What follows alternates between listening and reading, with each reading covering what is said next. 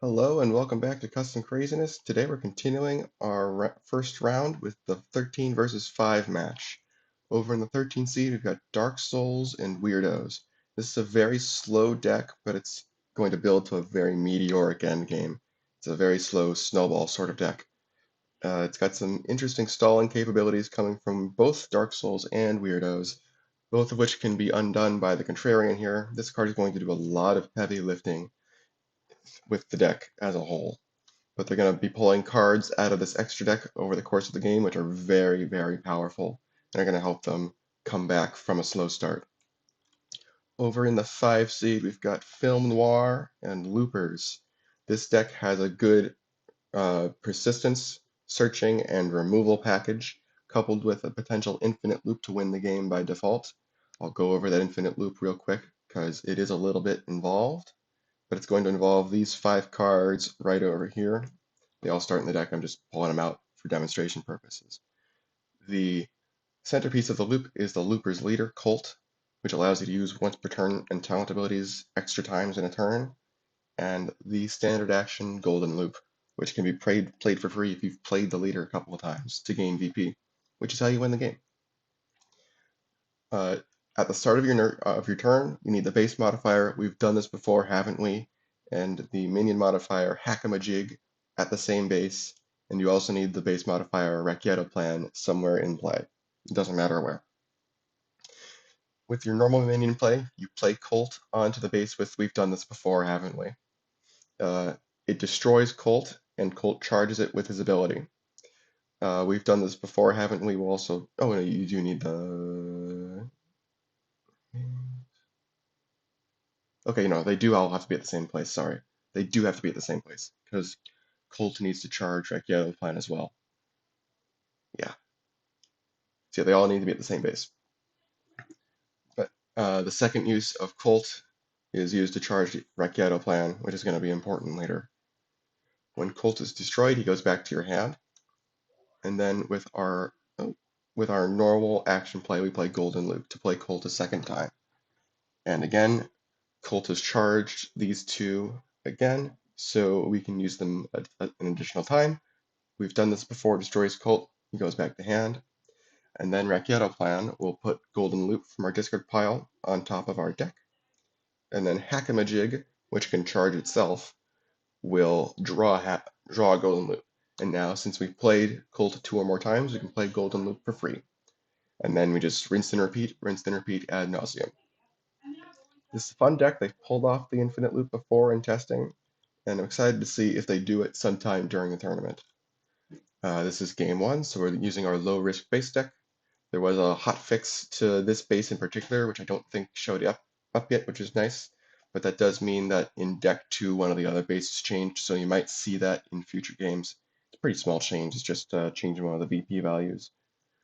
But without further ado, let's get started. Alright, so Dark Weirdos are going to be up first, since they are the lower seed. And we kind of want to be reserved with our Contrarians. We don't want to play those willy-nilly. So I'm thinking what we do is we put Phantom Allies out somewhere, and then we'll put the Voodoo Doll Kid somewhere as well.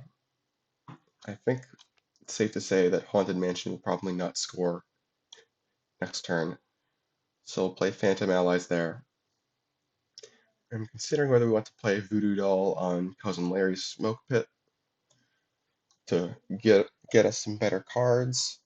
We probably shuffle Contrarian and Impatient.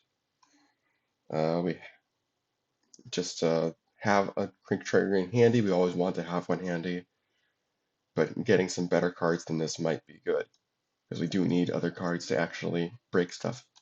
So I think that's what we're going to do. Put Voodoo Doll Kid on Cousin Larry's Smoke Pit. We'll shuffle these 2 cards into our deck and draw 2 cards. Okay. These are not bad cards at all. I need to remember Social Cue exists. Social Cue can actually stop the infinite loop for what it's worth, but we'll see if that ends up mattering. And then we'll draw 2 for the end of turn. No minions, so we're going to be playing that Contrarian next turn. Okay. these guys. Oh, these cards need to go back to the deck, because they do start there. But that's fine. We haven't played any cards yet. Now, what are we doing? I think these guys might be doing something similar, except they might be leading with Colt. No, leading with the first victim is usually better, because that allows us to get the other leader in the deck out earlier. We'll shuffle in Cooler Juliana and Eternalist, because these two we obviously want to keep. We don't want to put too much of a footprint over on Cousin Larry's yet. Okay.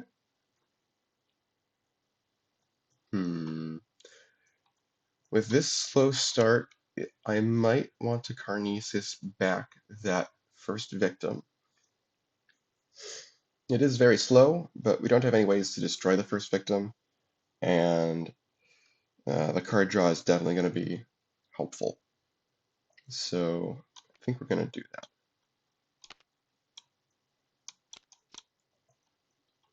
Okay.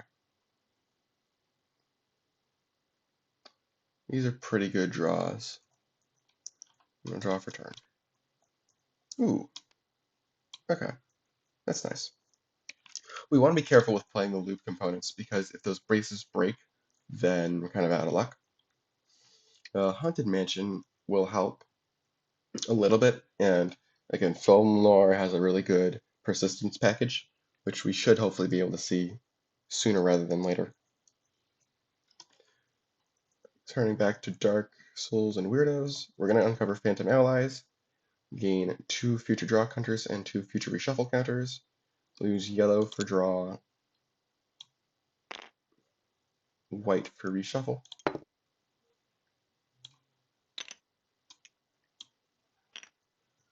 Now, it's always a toss-up for me whether I want to shuffle the first Phantom Allies back into my deck. We're kind of lacking in card draw. So I think I usually end up leaning no, I think. I think we're gonna let that go to the discard pile, just so we can get to other things. Because having draw counters is nice, but if we put back Phantom Allies, it undoes the effect of one of these draw counters anyway. We can't even use them now, we have to wait until next turn. So yeah, we're playing that Contrarian now. We're just gonna play it on Haunted Mansion. Plan to have that be what we recur with the ability. Then we're going to play one of these modifiers, obviously. What we can do is we can play off-putting, just to play something. And this is a perfectly fine way to use it, because in all likelihood it'll be able to do something, whether that's persistence or removal. We'll see though. And what do you know? We drew another Phantom Allies anyway, which we're probably going to end up playing. Alright, now we've got these guys. I think we might end up playing that first victim again. And we've got some more stuff we can shuffle back in. We've got more stuff, actually. We can shuffle back Eternalist, Hulu Juliana. We can shuffle back one of these two, but they're both pretty good, actually. So maybe just the two. Get out of here again. They're perfectly fine cards, just not what we want right now. Ooh, Sardinian Eagle. That's a nice card, but I don't think we can play it yet. Because we've already got some stuff going over here, but we don't have a way to destroy the first victim yet, other than Fatal Attraction, but that doesn't quite work the way you'd want it to. We can play, we've done this before, haven't we? On Haunted Mansion, I think. And that's what we're going to plan to recur with that, unless we get our Film Noir persistence. Oh, you know what? We could have done the first victim onto, we've done this before. But that would require playing, we've done this before on Cousin Larry's, and I don't want to do that. I think we need to focus on getting better cards. In all likelihood, we'll draw another first victim anyway, so I think this is still correct. So we'll end turn now. Okay, sure.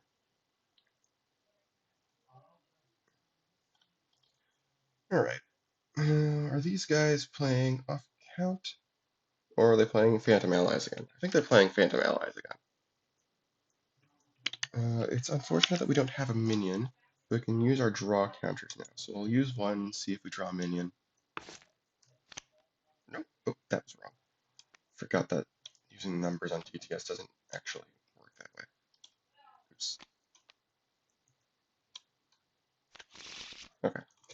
Okay, we drew a minion. That's good. So now we can play that. We want to keep the blacksmith around for a little bit, so we'll play it on the base that's unoccupied. Play it on the other castle blood. Let's see. I think we'll use its talent to attempt to draw an action. We don't have any minion modifiers we really want to play, unless we want to play Oblivious on like the first victim or something, which we could do. We certainly could do that. We can do that with our normal action if we really want to. So yeah, we're going to use Blacksmith to attempt to draw an action, reveal the top card if it's an action draw. Nope. But that is a very good thing to see. So I think we're going to play the second Phantom Allies now. We don't need to play either of these yet. And then we're going to draw two. And Gravelord Nito is a very good thing to see, especially since we've seen Contrarians early. Because if we can take care of that, that'll give us access to this card right on top of the extra deck. And since the Contrarians are threes, and they are the lifeblood of this deck, that's a very high priority target. Okay, now back to Film Noir.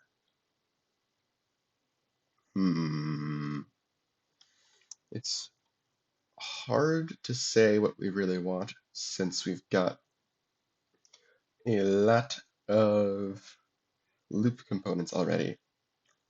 So the value of cards like Sardinian Eagle goes down a little bit. But what we can do is we can play Femme Fatale and Sardinian Eagle on Cousin Larry's.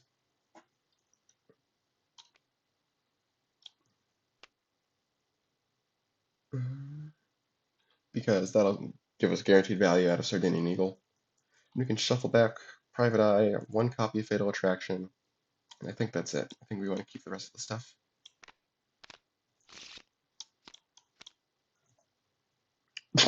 Okay, and then yeah, we'll play Sardinian Eagle.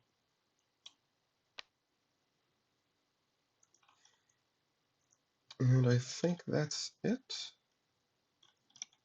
Alright, yeah. No, why is this strange?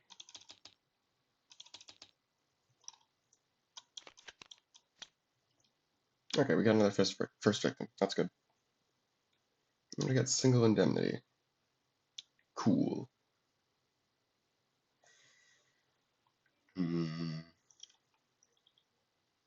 So I think we kind of want to play Gravelord Nito, because that's going to stall out something real hard.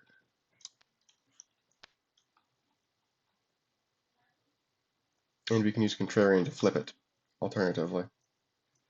But I think we want to try and save that for a Chosen Undead. We'll uncover Phantom Allies, gain 2 more draw and reshuffle counters. And this one we will put back in our deck.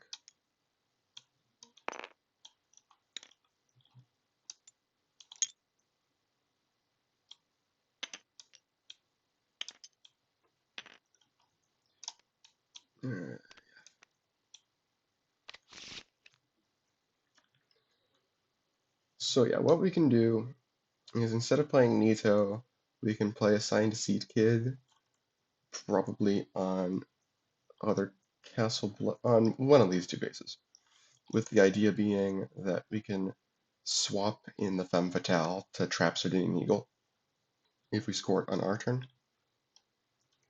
I don't want to use Nito to break a base, even though we've got a Contrarian out, because I want to save that for a Chosen Undead so we can take advantage of the boxing and get Gravelord Sword faster.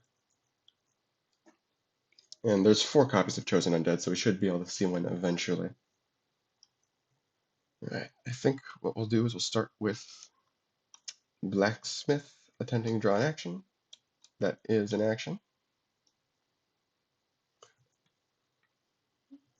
Ooh, this'll, in tandem with a Science Kid, this'll generate a solo on Cousin Larry's if we end up breaking it on our turn.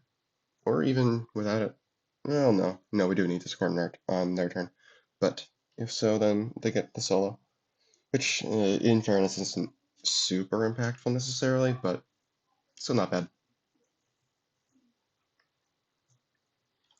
I think we're going to put Assigned Seat Kid over on Haunted Mansion. And let's see. We have not played an action yet. So I think we can play off count. Probably on Cousin Larry's. It looks like we're going to get a few cards drawn out of that. I figure even if it breaks on our turn, on their turn, we can get at least 2 cards drawn out of it from Assigned Seat Kid and a First Victim, maybe. Actually, yeah, Assigned Seat Kid is a way to make sure that Film Noir needs 2 minions on any base to actually get VP. And that is a little bit hard for them.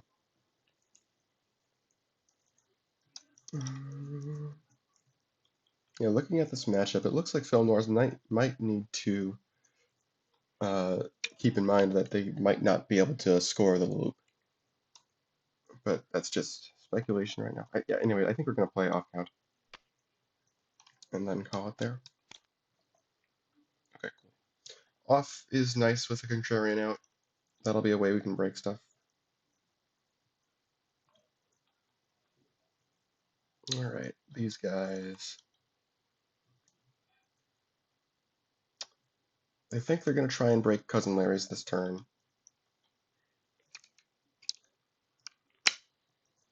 Just kind of get the ball rolling, you know. You can also play the First Victim onto Haunted Mansion, but don't really feel like that. It's just going to grab Hardened Detective. We can use that when we're ready to break Haunted Mansion, which could happen like next turn or something. But for now, I think we can get rid of Cousin Larry's, because even though it's valuable for both teams, we have some searching to make up for losing the base, whereas they don't. Alright, so we're going to play Colt, I think. Alright, and we'll charge Sardinian Eagle with Colt's ability, I guess. Just in case that ends up mattering. That's not going to matter. Let's see, we have Cousin Larry's. We'll get rid of this, and this probably. And draw 3.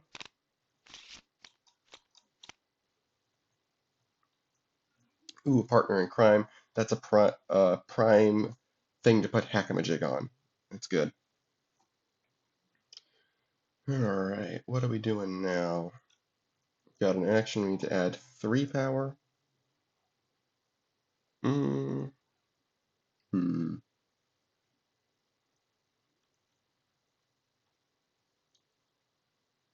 Let's see.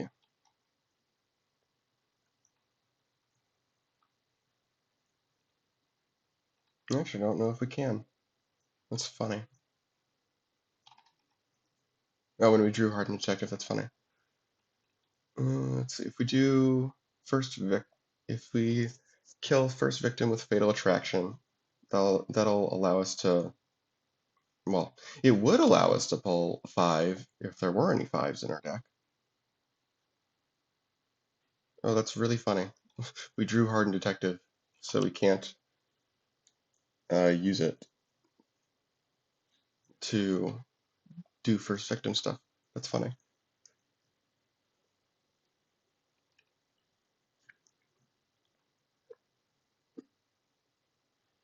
So now that we're in this situation, I don't know. Uh, I don't think we necessarily need to worry about this. Like, it's 10 power on this. Science Seek It is a little bit threatening, but if we do this right, we don't need to worry about it as much.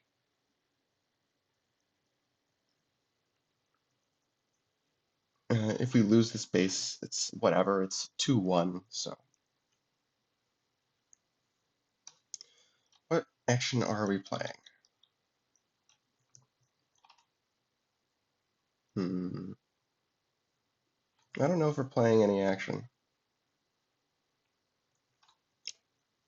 because we know what we're doing with Haunted Mansion, so we can't leave that out to dry, so to speak.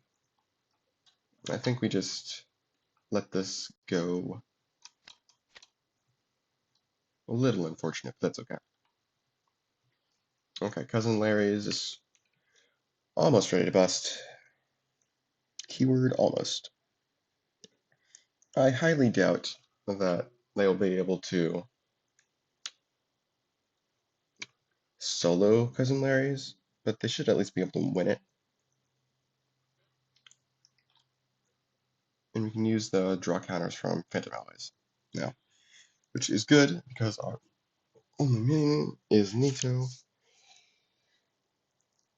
Although with Nito out, what we could plan to do is bury Nito with Haunted Mansion. That would be perfectly fine.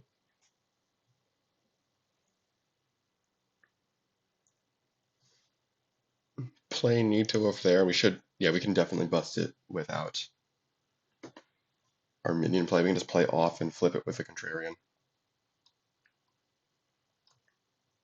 And just hope that we draw a, what's it called? A Chosen Undead somewhat soon. Because otherwise it's going to be a bit of a pain to get Nito back. Alright, yeah. Alright. Yeah, that's actually interesting.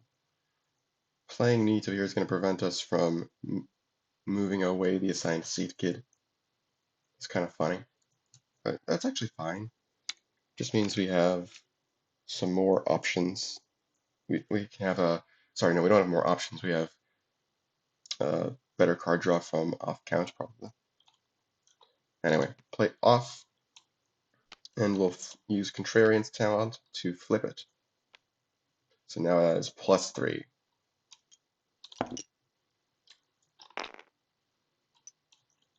Oh, and the assigned seat kid has -2 from Nito.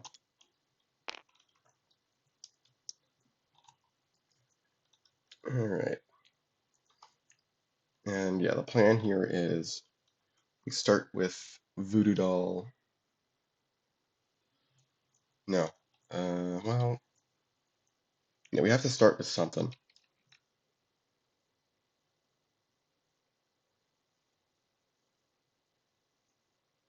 Can I actually win the base? Without a signed seed kit, maybe we play Nito on Other Castle Blood. Yeah, I think I like that better. Oh, and we have Blacksmith Talent. Let's not forget Blacksmith Talent. Yeah, we'll try to draw an action again. Cool. Bonfire is definitely an action. And let's see, Blacksmith. Yeah, Blacksmith has -2. I think I put that there already. Yeah, yeah, that's already there. Yeah, this is better because now we can assign Seed Kid away whatever receives power from Femme Fatale destroying itself.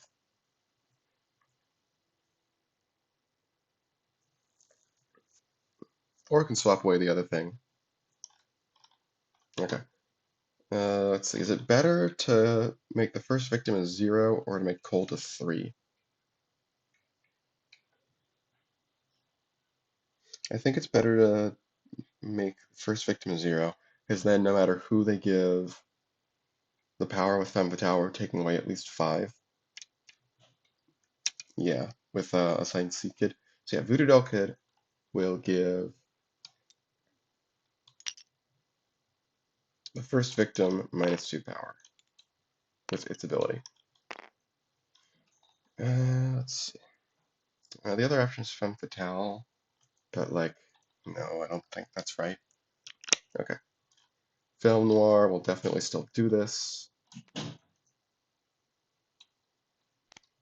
I'll destroy Femme Fatale with its special. And it's definitely still better to give the first victim its power, because they can see what's up as far as winning the base goes.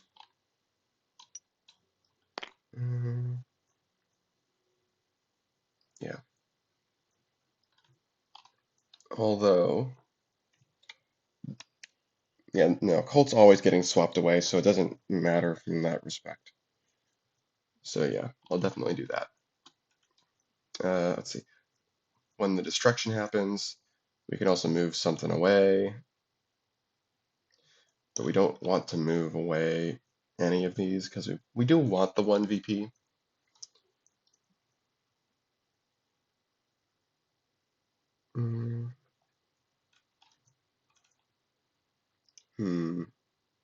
But we do have to do it, which is unfortunate.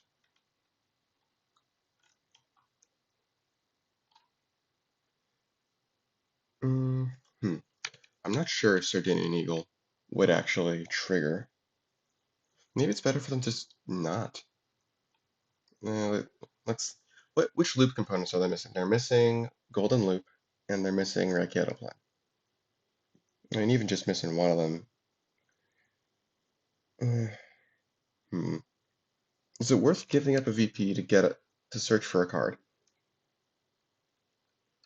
Especially knowing that we've got rumors of my death where it very well could be.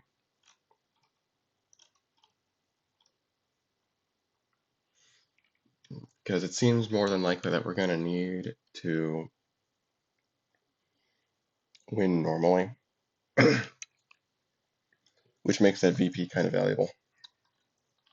So I'm actually thinking we don't. We don't destroy with Femme Fatale. So leave it.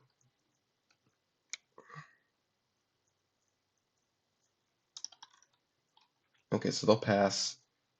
Weirdos are still gonna swap in these two.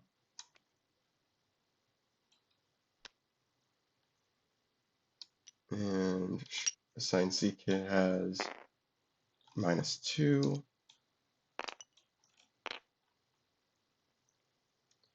Now do they want to do this?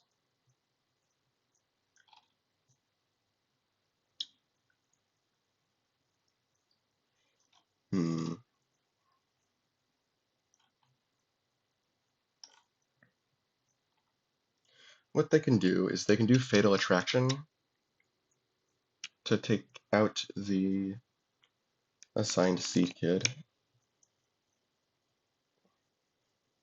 And that does a couple of things. That denies a draw from off count. It doesn't swing the base back, but it does allow us to get to move away Sardinian Eagle.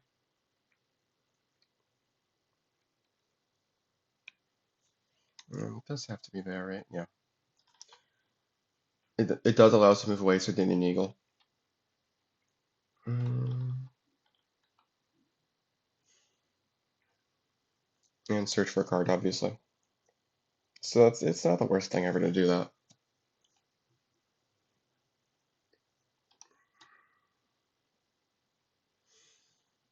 Yeah. It's just unfortunate that it doesn't actually swing the base, which is giving me a bit of pause. And if we had not drawn our first victim, we would have been able to play Hardened Detective. But, oh well. If all that Fatal Attraction would do is deny a card draw, I actually don't think that's worth it. It doesn't even save a VP. And again, we still don't want to do Femme Fatale unless we really want to move away Sardinian Eagle. Yeah, I suppose that's better than losing Sardinian Eagle.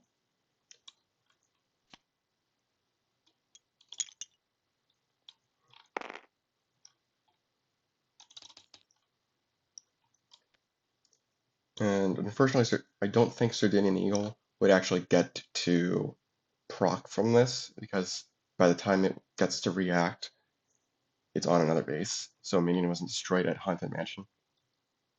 Oh well. But we'll be able to move it away we've done this before, destroying something. Okay. And now, off count, we'll draw 1, 2, 3. Okay, there we go. Chosen undead. Great.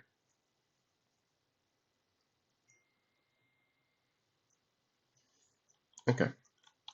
And I think we're all good on specials now. 2 VP, 1 VP.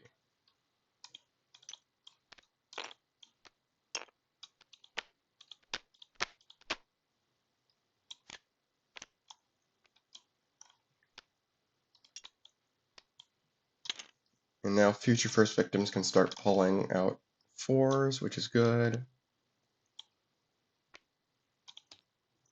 Anchor Watt. Lots of low scoring bases. Not the best for film loopers, because it's just going to give Dark Souls more time to do stuff.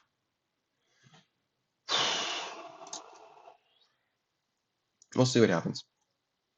1, 2, 3, 4, 5, 6, 7, 8, 9. I don't think I drew them yet, right? No. Yeah, we drew these 3 with off count, and everything else was definitely in our hand before.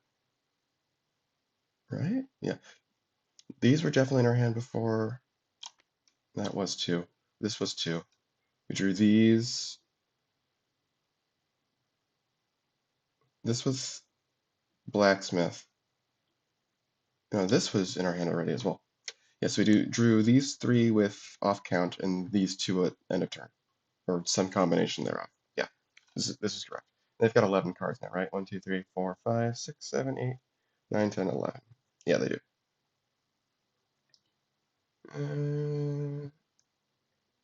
Yeah, offbeat would not have been good. Cursed wouldn't have been useful. Oblivious, I still think, is going to be useful. All of this is still pretty useful.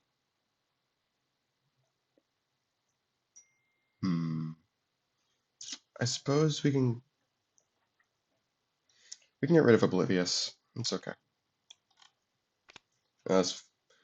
Protection is nice against film loopers, but it's not so valuable that I'd take it over any of the rest of this. Okay. Film loopers are probably going to try and break Haunted Mansion this turn.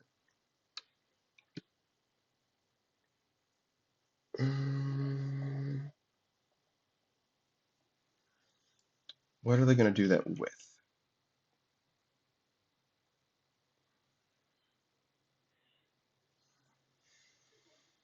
They can put a first victim there, destroy it, and fetch a 4, which I guess would just be a partner in crime. And that would be 12.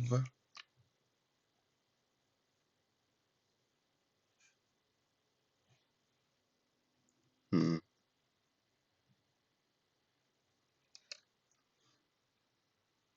We could also just use Fatal Attraction to move it away and just break it normally. Yeah, I think I like that idea.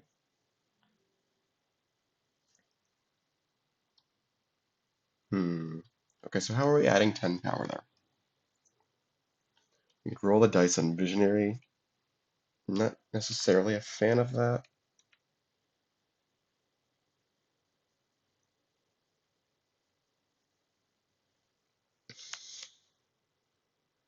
Oh, we should have done Rumors of My Death were, because we've destroyed the Femme Fatale. Yes, that's fine. I gotta remember to look at both players' hands when I'm doing this. Yeah. Runes of My Death would have been played when they destroyed the Femme Fatale to bury it. And now they will uncover it. And again, it's not scripted for whatever reason. Okay, 7 power. Much more manageable. Should be, at least. They can also destroy that when they uncover it, with we've done this before. And that would just like give Colt power or something. It doesn't trigger its own play because it doesn't have one, but it does give us Sardinian Eagle. Oh, and that'll help set up Visionary. Yeah, I like that. Okay, so when we play Femme Fatale, we'll destroy it with We've Done This Before. I'm not sure if we want to put it back on top of our deck. We might want to. Right, so when we destroy it, this goes away, this goes away. But power goes to Colt. Sardinian Eagle. We'll search for a card and place it on top of our deck. We're gonna need 7 more power, so probably want to grab a 4. Yeah, just doing Juliana isn't the worst thing ever.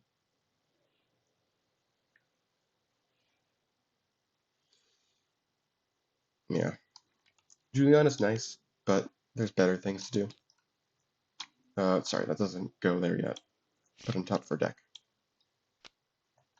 And we'll move that to Other Castle Blood, I think. Yeah. Great Film Noir base. And then normal minion will be a Visionary. Then that'll play Juliana.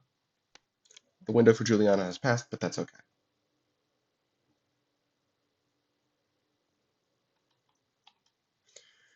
Let's see. Do we have an action? Yes, we do still have an action. I don't know if we're playing an action, though. Yeah, none of these actions are very good. We'll just use Fatal Attraction to kick off the Contrarian for a 3-point solo, which is great. Yeah. And then we're going to bury. We've done this before with Haunted Mansion. Even though we might not be doing the loop, this is still a very good card for Film Noir. Actually, we might bury it on Other Castle Blood.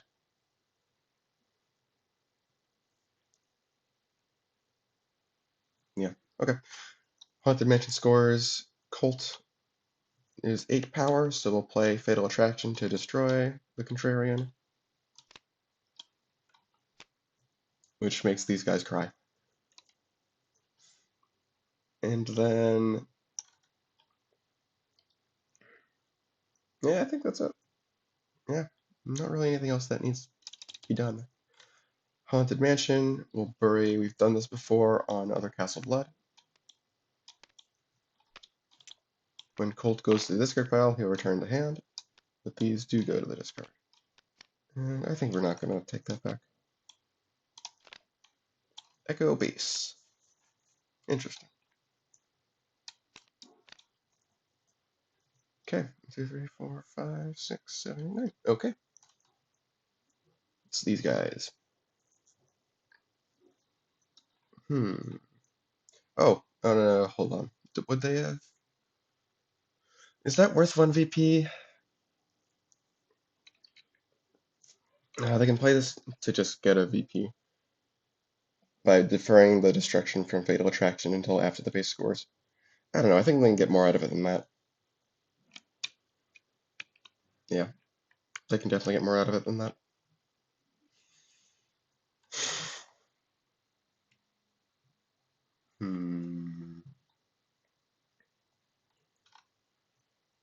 I don't think they're breaking Other Castle Blood this turn, but they might be able to do it next turn if they play Estus Flask in preparation of playing a Chosen Undead, then play Contrarian somewhere else to flip Gravelord Nito.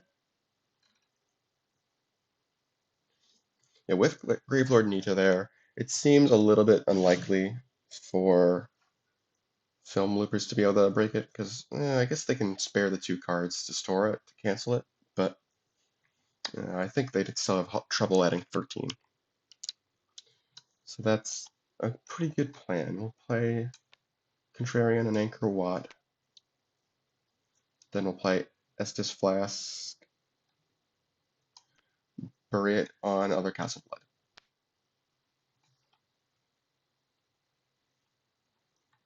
And we also got Blacksmith's Talent. I still think it's best to try and draw actions. Nope. Okay, that's fine. And we draw 2. 1, 2, 3, 4, 5, 6, 7, 8, 9, 10. Liquid Humanity is a great draw. Now we can start stacking equity on chosen undeads. Okay, what are these guys doing? They're definitely uncovering this.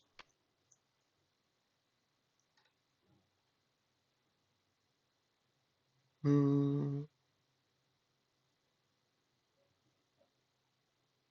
How many first victims are in the discard? One? Okay.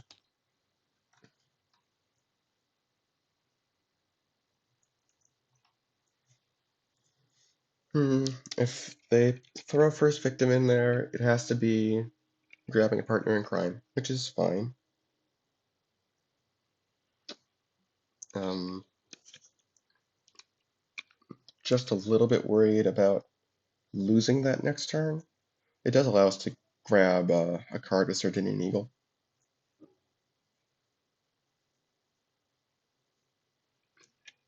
But we're not going to be able to grab a Femme Fatale or anything to try and save that again. So that's the last time we're going to be able to use it in all likelihood.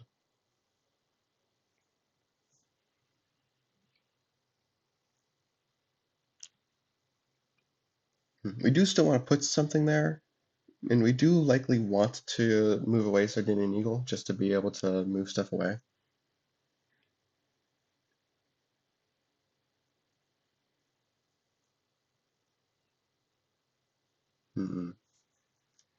It's just unfortunate that we're not going to be able to do much else here.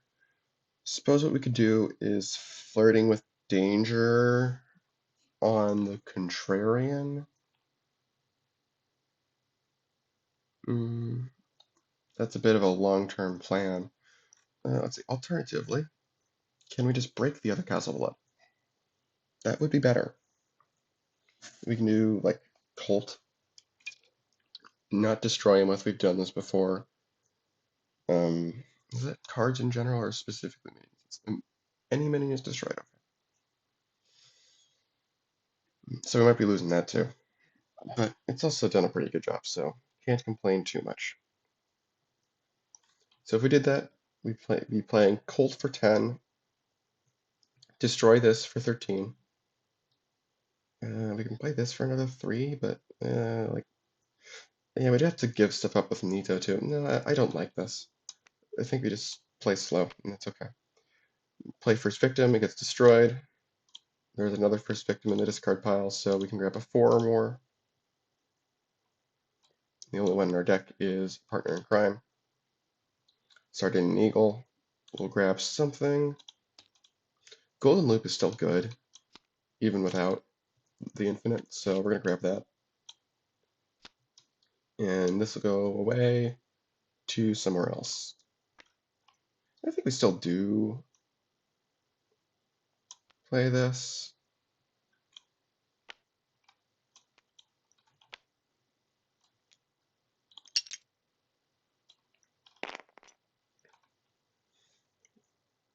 It's a long-term plan, but I think that if we can pull it off, then a solo of Anchor Watt will help us a lot in the long run.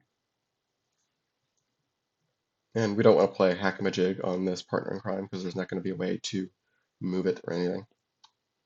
Okay, cool. Okay, they're going to uncover Estus Flask, play a Chosen Undead. Estus Flask goes back to the hand.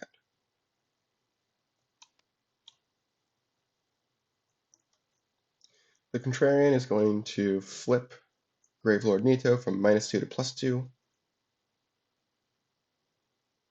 Hello, thank you. This comes off. And this is why I didn't notate the -2 on the Partner in Crime, because I knew that we'd just be doing this. Now, this alone breaks the base.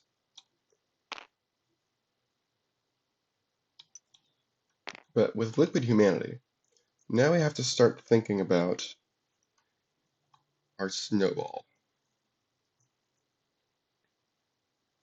Because we can stack quite a bit of stuff on there between the other Castle Blood and Pyromancy Flame and perhaps even, what was the other thing I was looking at? Don't know what else I was looking at. Weird. I've got to keep social cue in mind. I don't think they would have wanted Fatal Attraction. Let's think.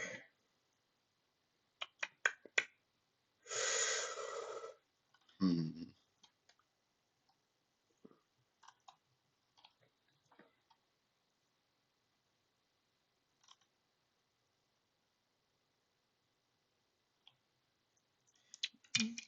Do we want to waste an action to throw something into Castle Blood? What we can also do is play something with Blacksmith and use that as our burn. Pyromancy Flame is kind of okay.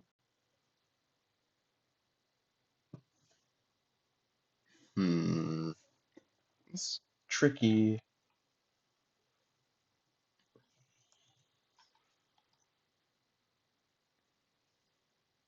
Do they give something up for Castle Blood power? I mean, they could give up the Contrarian for that, but that doesn't seem wise. Mm,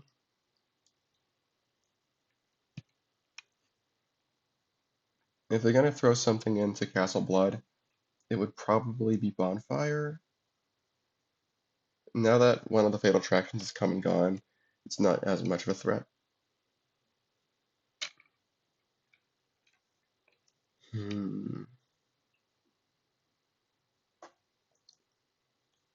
They can also throw Estus Flask into there, but Estus Flask might be important for getting Liquid Humanity's stuff back.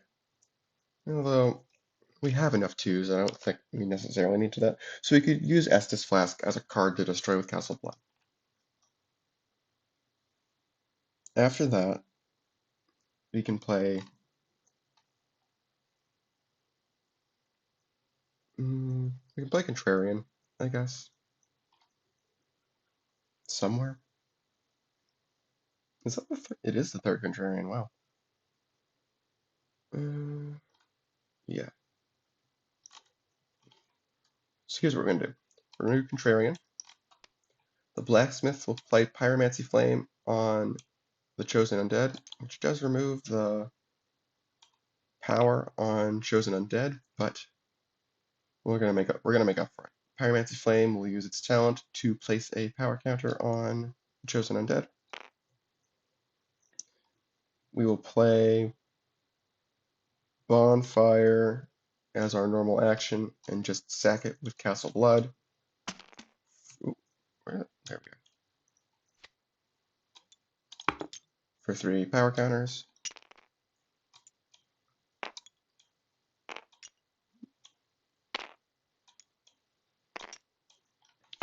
And the second Contrarian will flip Flirting with Danger from +3 into -3.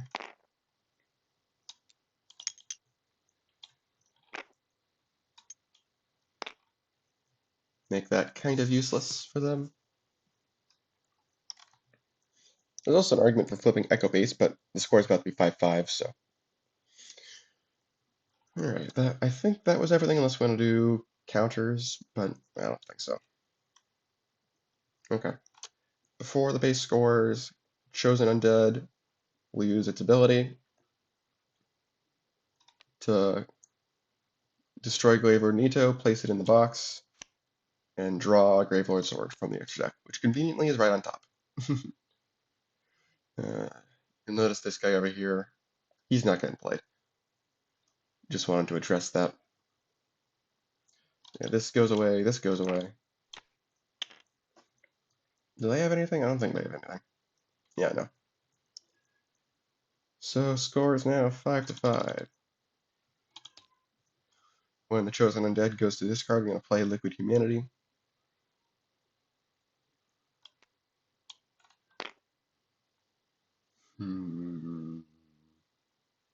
Where are we putting this? It's weird because none of these are particularly good bases. We're going to put it on Echo Base. We're going to transfer all the attachments to there.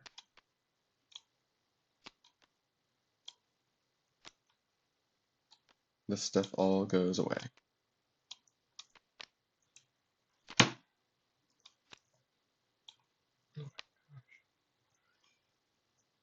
And that's it.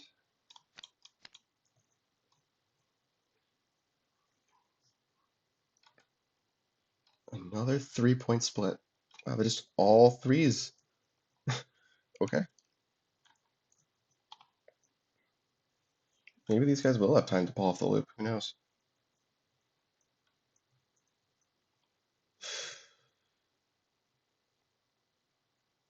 Hmm.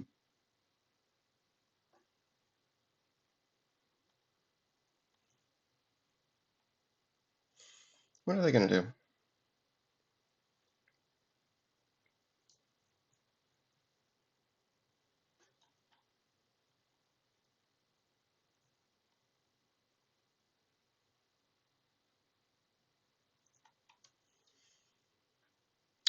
It's a good question. Good question. I guess what we can do is partner in crime over here, just for some free movement eventually. And then loop stress, or we can do Hackamajig. Yeah, we can just play Hackamajig. Get the ball rolling on that potentially. We'll do Hackamajig's talent. It's not a standard action, but we want to play it on top. Okay, easy turn. Okay, Echo Base. What are these guys doing? This undoes itself. It's +3 again.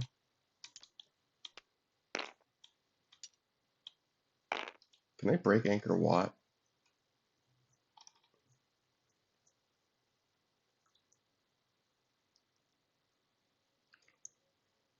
It might be hard, especially with this stuff over here.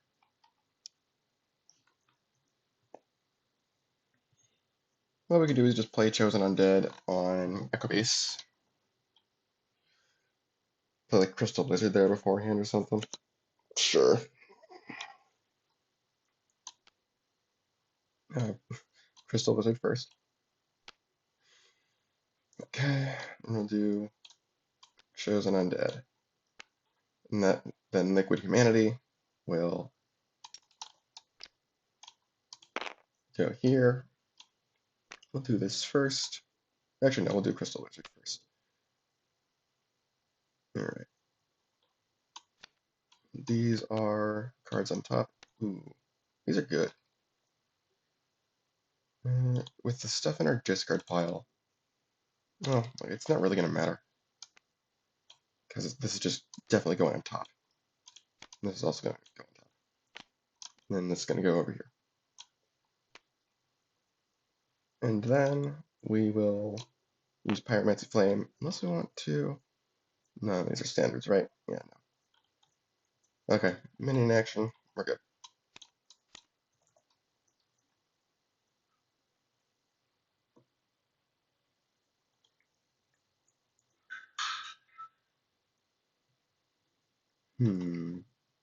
Oh, and obviously the Contrarian's flipping itself to -3 again.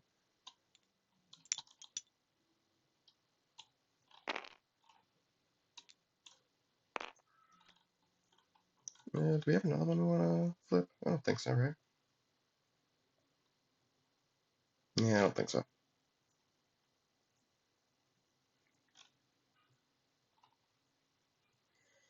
No, let's see. They can go for Echo Base this turn by just getting rid of the Contrarian. And then moving the partner in crime over. Okay. It's tough because I kind of want to try getting stuff back, but we've done this before in the discards, so maybe it's not worth going for. Yeah, yeah. So let's just focus on winning the game now. Can we go for movement clearing? I don't think so, right?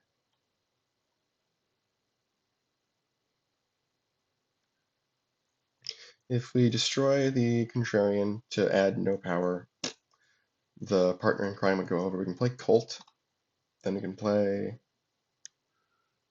Private Eye, I guess.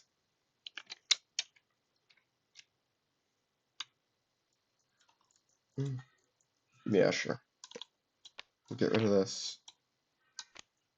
Oh, and you know what? That'll set up.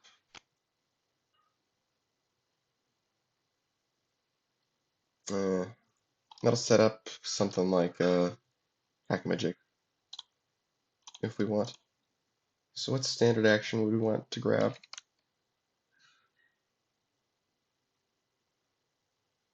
Well, the only one we have is, well, Fatal Attraction or Carnesis or Do Over Again. I guess we'll do Over Again.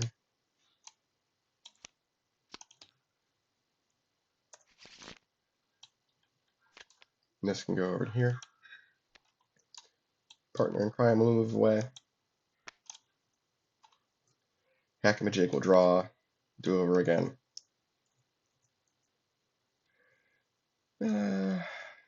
Yeah, there's not much wrong with just playing Private Eye.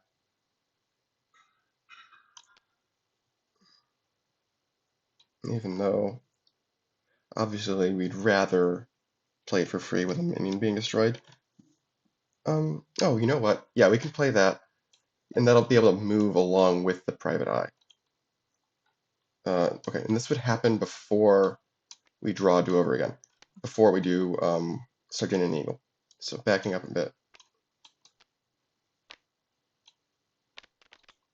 This is somewhere in the deck. We're about to destroy the Contrarian, and we're going to play Private Eye.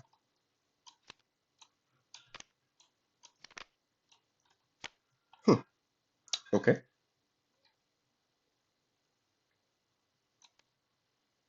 Visionary,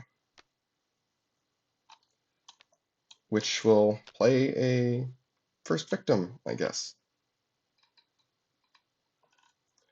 And then, yeah, these guys can move away. I'm actually going to... And then now we can do Sardinian Eagle to grab Do Over Again.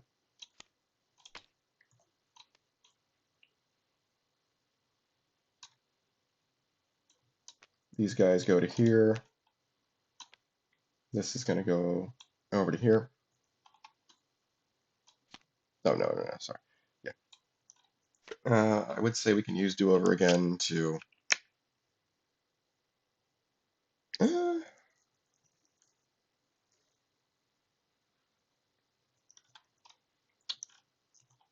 yeah, we can use the partner in crime.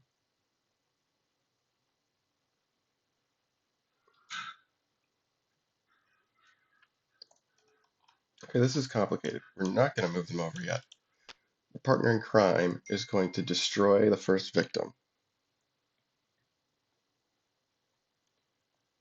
And we've got 2 first victims in the discard pile, I believe. 2 more, yeah. So we can grab a 3, which will be Femme Fatale. So that's not going to win the base, is it? Nah, it's not going to win the base. Is that really worth it then? Yeah, no. We'll still do this. We'll still do it this way, but everything else we're going to leave unchanged. And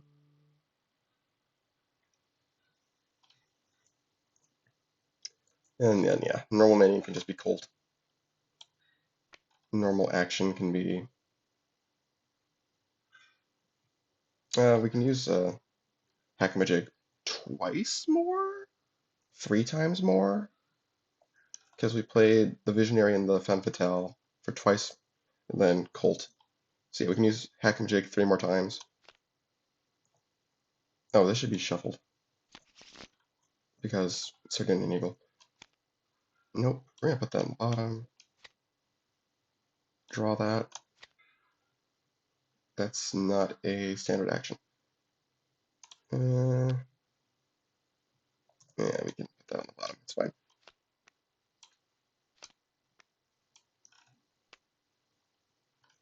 Okay,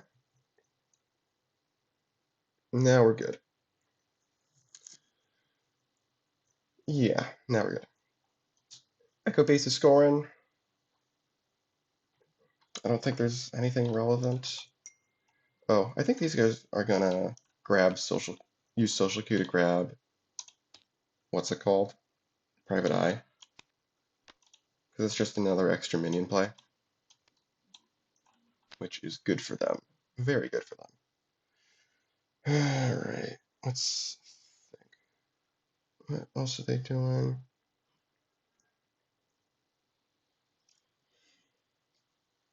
Yeah, none of these guys do anything. We're gonna use Liquid Humanity again. It's unfortunate that that ended up getting used against us. But we're gonna go for a Moonlit Clearing now. Yeah. 2, well, 3, 2. Liquid Humanity. Brings over all of this stuff.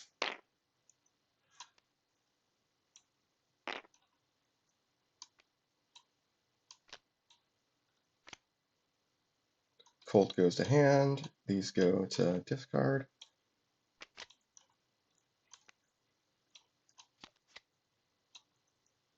Oh my gosh. It's like all the 3s got stacked at the top. I know I shuffled it. Okay, anyway. 1, 2, 3, 4, 5, 6, 7, 8, 9, 10, 11, 12. We'll get rid of a do-over again. We'll get rid of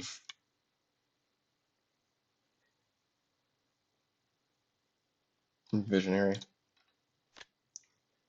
Gosh, this is a slog. Okay. Dark Weirdos. They're definitely going to try and go for Moonlit Clearing. There's what, yeah, 5 counters on Liquid Humanity. So, but we don't have a 2 to collect it with.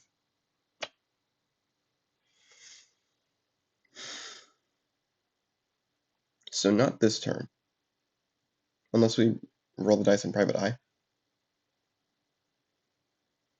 If we hit on Private Eye with a 2 of any kind, it'll be 2, 5, 6, 7, 8, 9, 10 with Pyromancy.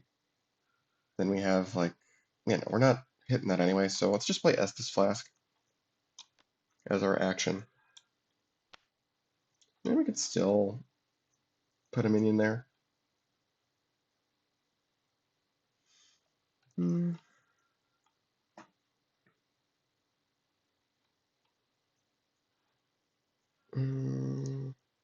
Yeah. Yeah, we could still do Private Eye. Just get another minion in play. But that's instead of that's instead of Estus Flask. It would be. Yeah, no, we don't want to do that.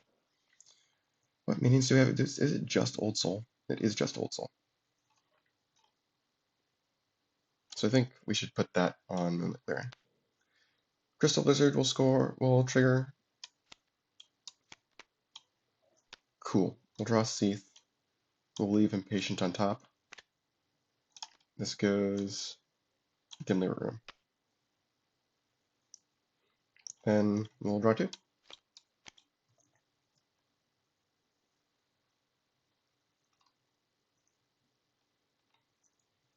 Gosh, I'm not even sure if it's worth it to try and put stuff on Moonlit Clearing with all of these bases. Unless we can just score it this turn.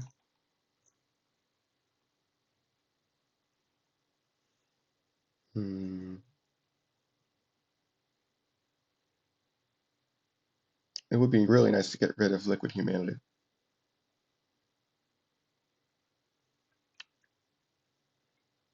Let's see, if we wanted to do that, we would play Colt for 5, and we need 12 total.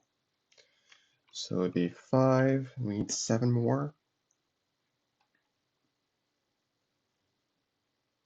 We can do golden loop for Hardened Detective, but that doesn't quite do what we want it to.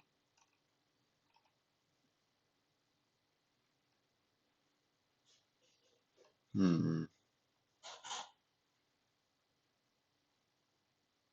Would have been nice to have a partner in crime here, but oh well.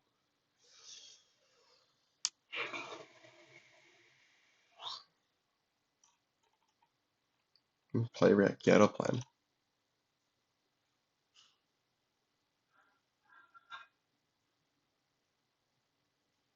Hmm.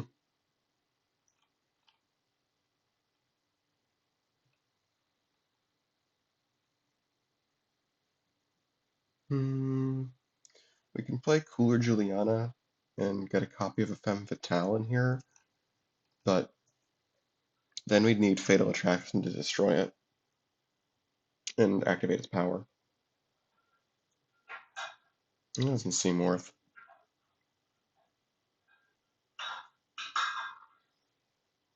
I'm sort of partial to just putting Colt there, letting them have it. Because if they activate Liquid Humanity, that's 7, 8 off the bat out of 12. I guess it's not guaranteed that Dark Souls would have an action that can add 4. Although they did take Private Eye, so it's not out of the question either. Hmm.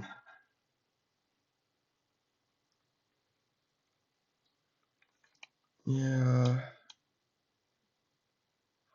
I do think putting Colt there is okay. Especially if we can steamroll it into something else later. Like, we've got the ability to Fatal Attraction away one of the 4s, a 4 or less. That would allow us to... Ooh, we could put Hardened Detective there as a threat. That'd be 9 power there. That's not bad. You have to beat him by 9 at least.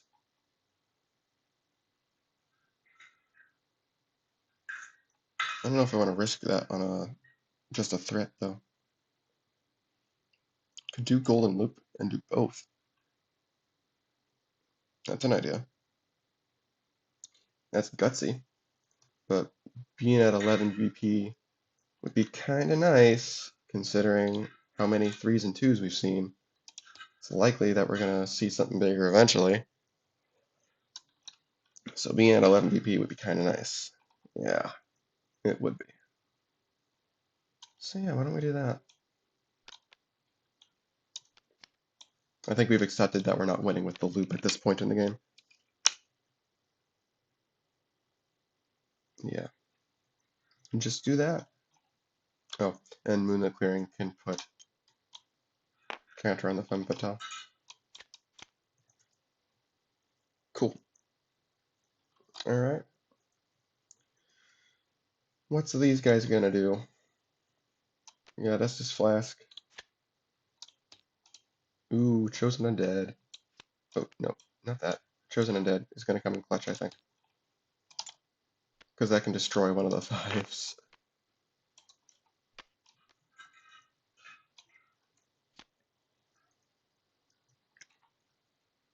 I think we can finally play Gravelord Sword.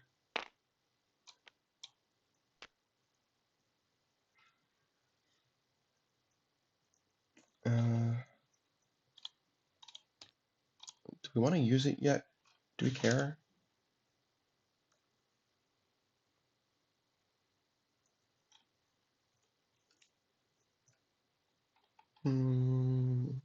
Like, we don't exactly need to...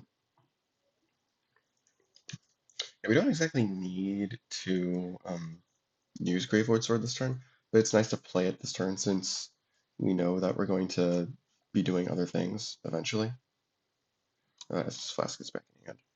We're going to want it eventually, with no contrarians out. Oh, we got an introvert. That's nice. Yeah, we still have normal minion. Let's see, we're gonna be going to 10 VP.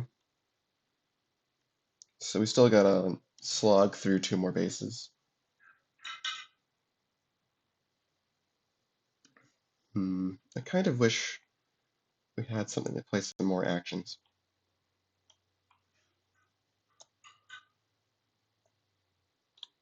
What are Seath's cards? Could we double score something? I don't think so, right? Seath's cards are Moonlight and Crystal. No, I don't think so. Okay, just thinking theoretically for a bit. Gravelord Sword could play a Contrarian on dimly lit room or something.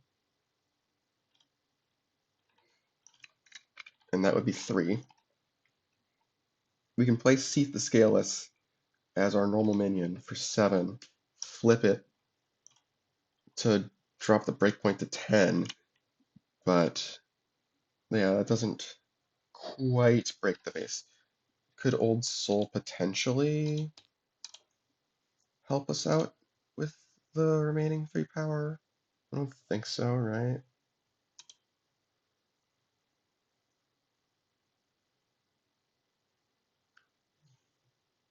Mm, it potentially could. It's funny, we might be able to turn this into a solo.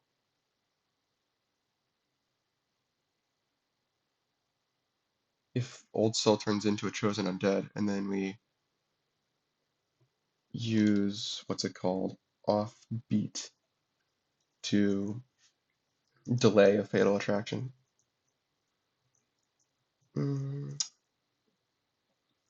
I think,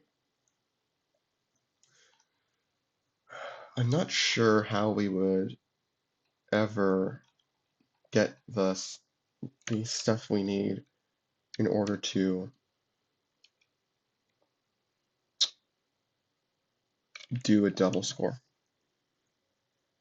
Like, I guess we could do Anchor Watt as a double, but I don't necessarily like giving them more VP.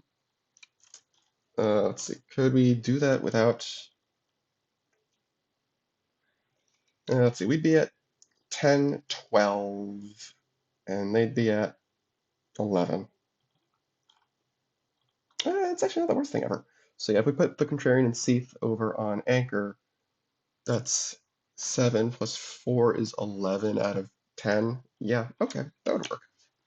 Sure. And then we've got the future counters to just blow past stuff in the end game. Okay.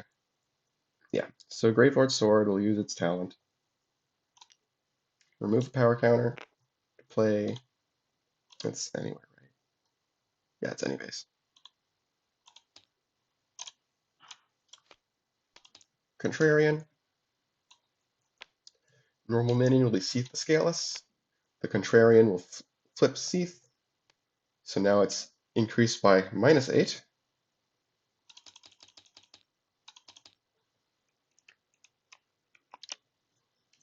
Okay.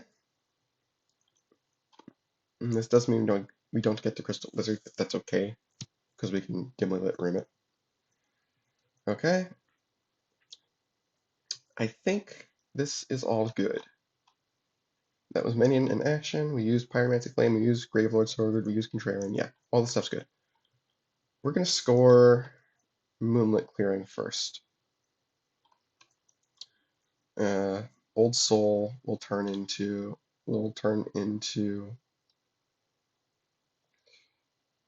no, we'll keep the surprise factor.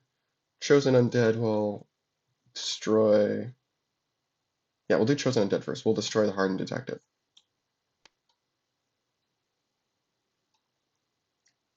Now they're gonna have rumors to bury the Hardened Detective, but that's okay. That's now. I think they do still get to do Sardinian Eagle.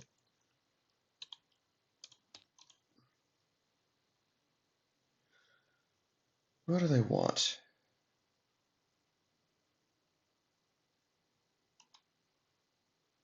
Maybe an Eternalist.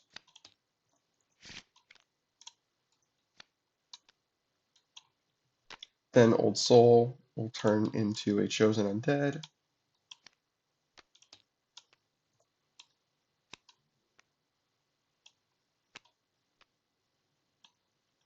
And that'll take out Colt. Yeah. You gotta remember that 4s and more are actually a liability against Dark Souls. But I still think it was an okay move. Um,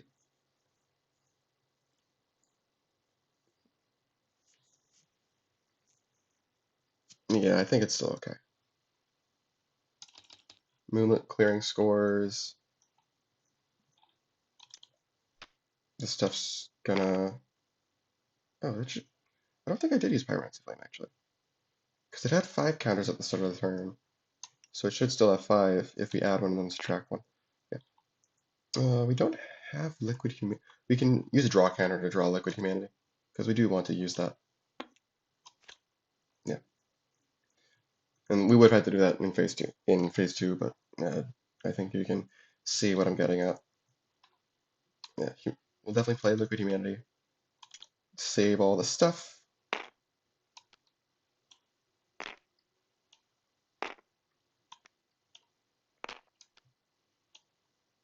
And these go away. Oh, finally, a bigger base.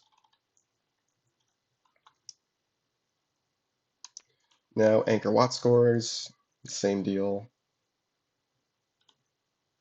Oh, would they have had an opportunity to... Yeah, they would have had an opportunity to play Fatal Attraction when Colt was still out and destroy the second Chosen Undead, but Offbeat can delay that. So yeah, we're going to do that.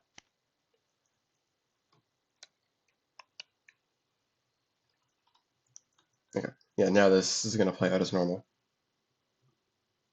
Yeah, nothing they can do, nothing they can do. 2 VP here, 3 VP here. And 3 draw counters. And 3 power counters.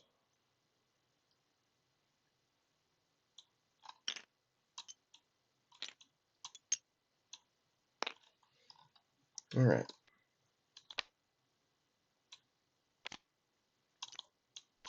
Yeah, obviously the Femme Fatale doesn't want to be destroyed. Oh, I can't even. I can't even. And this was these guys' turn. Okay. They're in danger.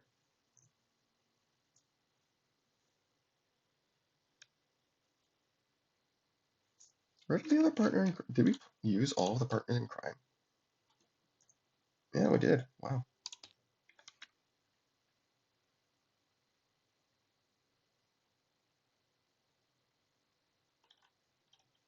So obviously they want to go for Hotel California now. Hmm.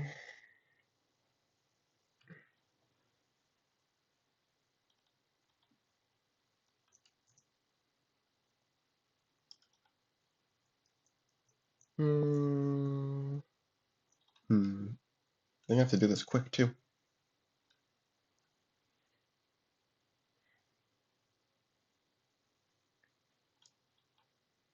So I think what we can do is lead with an Eternalist on California. We don't uncover Hardened Detective yet because we don't have a way to move it over, and obviously we don't want the footprint over there. Then we'll play Loop Stress.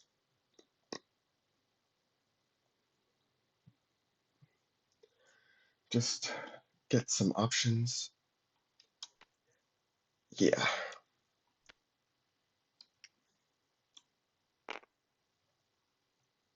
And then play Loop Stress. Draw 4. Place 2 on top. Or bottom. Next turn, we can do... We do have to think ahead a little bit here. We can do Colt for 7, 8 from Eternalist. Then we have do over again for Eternalist ability number 2, so that's 10? 10.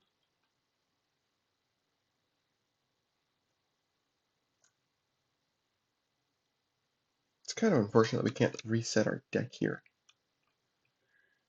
Um, we can also do Cooler Juliana. It might take us 3 turns to win, which is kind of slow. So we might have to think about doing uh, Dimly Lit Room as an in-between base to stop them from winning with it. We'll think about that after we decide what to do with this stuff, though. Sunset Avenue is theoretically very nice with a thin deck. Mm, I don't think we can afford to use this anymore. A Getaway with Murder is so potentially appealing. We just don't have any ways to use it. Because it would be a way to move Hardened Detective over.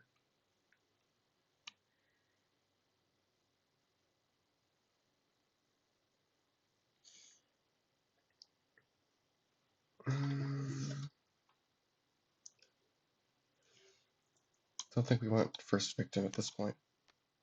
So I think we go with this. Okay. More minions is nice. We could potentially use Cooler Juliana to just blitz down Hotel California next turn.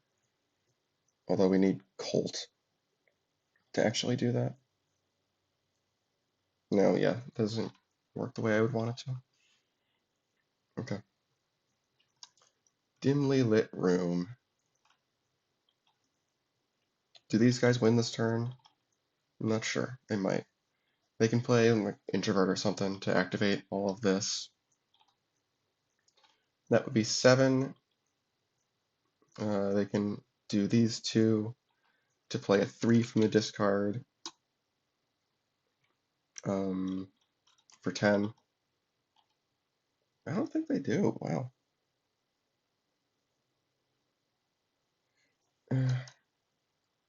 This do it again because we've got the power counters. We got 7 by playing a 2 there, then 10. This makes 13. Private Eye. We need to hit 5 power. I don't think that's possible. This deck doesn't have any 5s. Mm,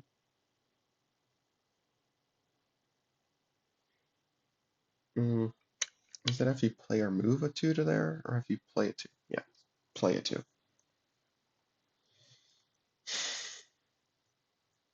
Yeah, Crystal Lizard will help. So we'll still start with this, I think.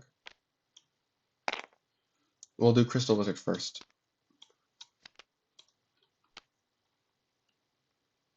Sure. Mm,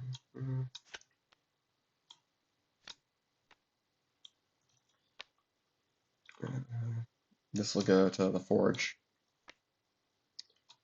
And then we'll do Liquid Humanity stuff.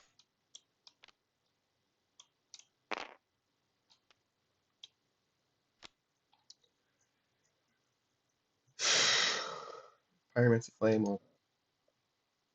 let's see. We can do Gravelord Sword first to play Contrarian.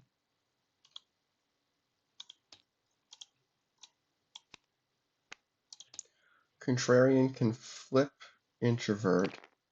We can play Impatient for free. Introvert moves and gets +2. And then Pyromancy Flame can play the other Impatient to move it back. Yeah, and that's enough power with the power counters from Angerwatt. And you would still have a spare action play. That's nice.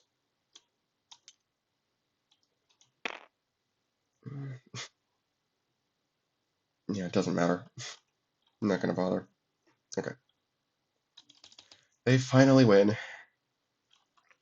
Oh, that took too long. Yeah, I think that this game was won by Dark Souls due to the prodigious amount of small bases in the base deck because the more bases that need to be scored to end the game, the better Dark Souls is going to do because it just gives them more time to build stuff up. I think if we had seen some bigger bases, like, gosh, I think we saw almost all of the 3 point and below bases. Like, that's insane. Yeah, I think if we'd seen some bigger bases, this would have been a much better game for Film Loopers. But as it is, they will have to win the next two games, which they're certainly able to do. Don't count them out yet. I will see you in game two. All right, it's time for game number two. Film Loopers going first this time since they lost the previous game. We're using our medium risk base deck. Let's just jump right into it. Looking at the starting hand, there's not a whole lot to like here, actually. They don't have any of the loop components off the bat. They don't even have any of the film noir searching stuff. I think what we're going to start with is Juliana over on Very Large Telescope. Use its ability. We'll ditch Carnesis. These two are both great. That is not.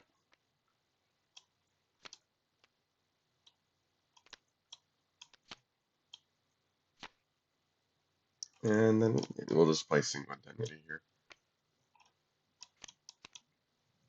We may need to approach this from the perspective of not going for the loop though, so maybe it's for the best. All right, over here, no Dark Souls yet, for better or for worse.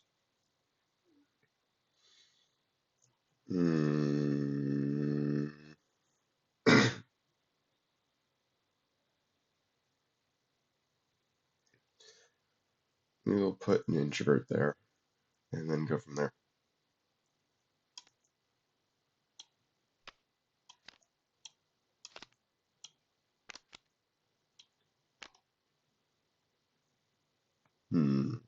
I like all of these. These are all quite good.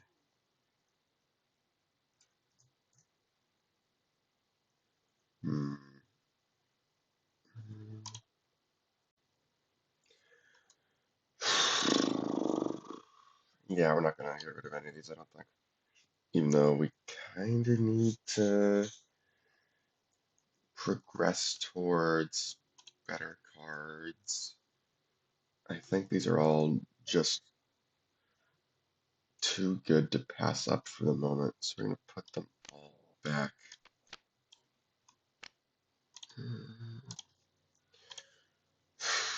Yeah, and then action could play this. It's an option.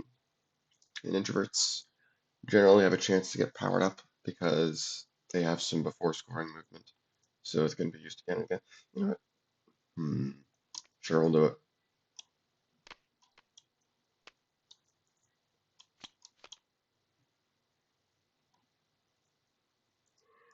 Right.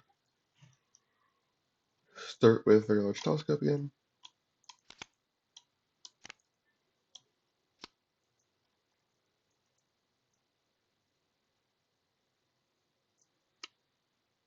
This is just a very good card for Film Noir, so we're not going to get rid of it.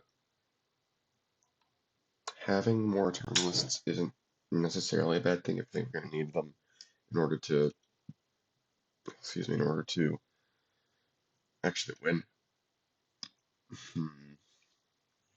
On the other hand, if we do get rid of it, we can play a Visionary and play both these with Juliana.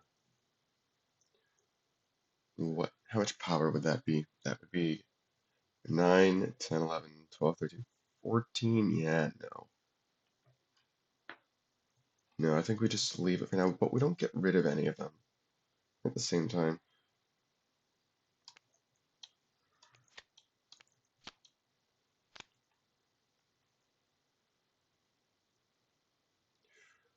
We can do Sunset Avenue.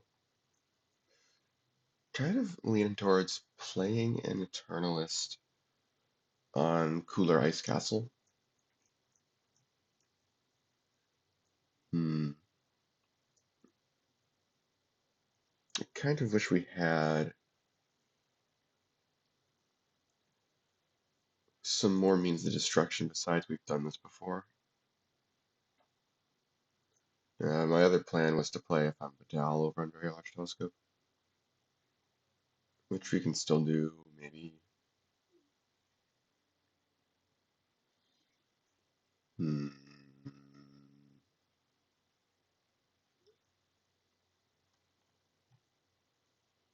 Going up to 9 power here. The next turn we can do Visionary into Femme Fatale for another 6. That's 15. Hmm. We'd also have another Eternals. It's hard. It's just hard.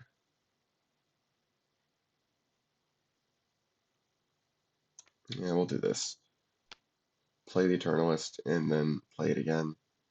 So we are placing 3 total power counters, which are all going to go on Juliana.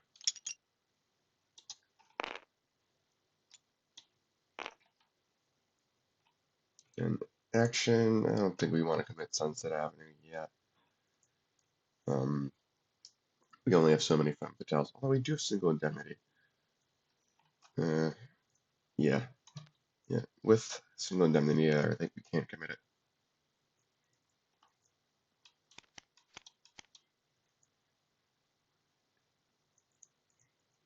Alright, back to these guys.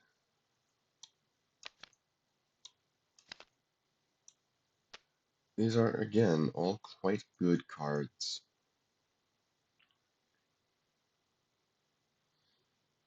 Hmm.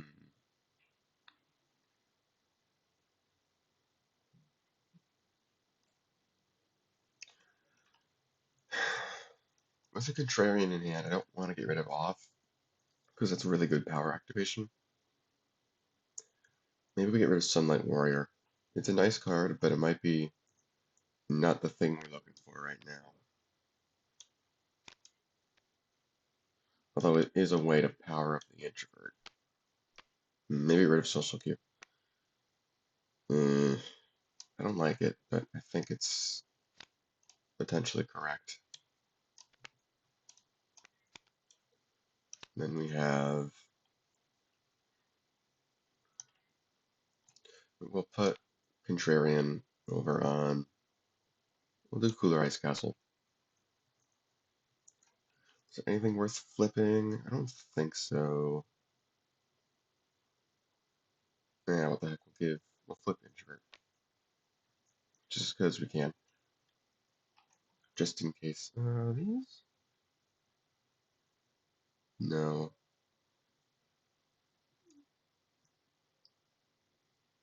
Yeah, no. Okay. That was main. I don't think we're going to play an action. None of these are really worth playing. Okay. Now we have Film Loopers again. Start with Telescope. Ooh, we've got some stuff that we can pop with the Visionary. Do over again is going to be more valuable for not winning with the loop.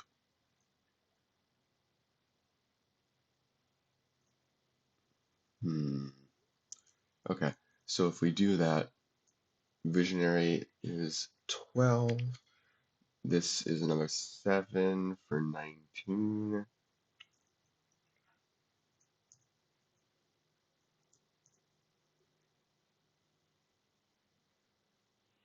Hmm.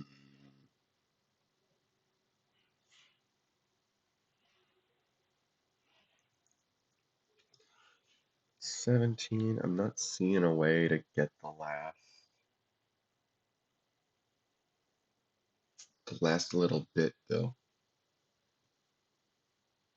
We've done this before, and Eternalist 3 times for 6 power, but then we're missing one more minion. Yeah, we're always missing one more minion play.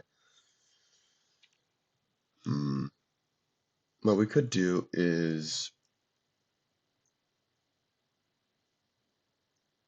play the Femme Fatale on Very Large Telescope this turn.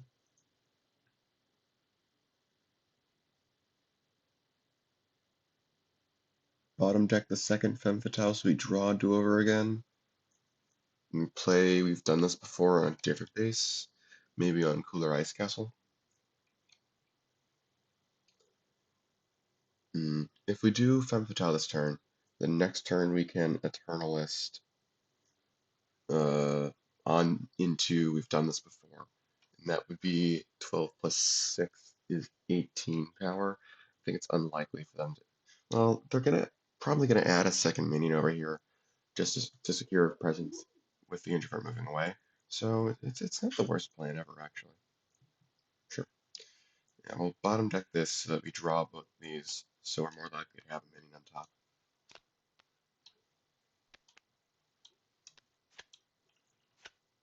Do this, and we'll do this. And this is also going to guarantee that these can proc as well.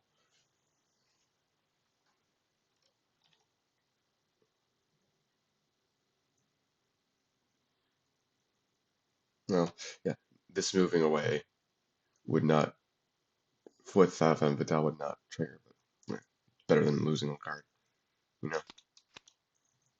We'll see how it goes.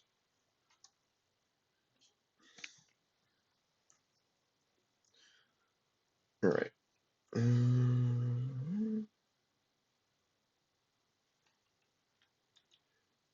Thinking we play a Signed Seed Kid over on Winters Redoubt, probably.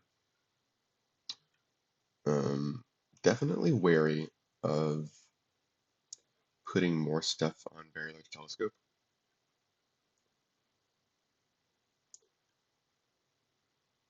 Because, specifically thinking of Sunlight Warrior. We can bury Sunlight Warrior on a base where, on another base, where we think that the introvert's going to go.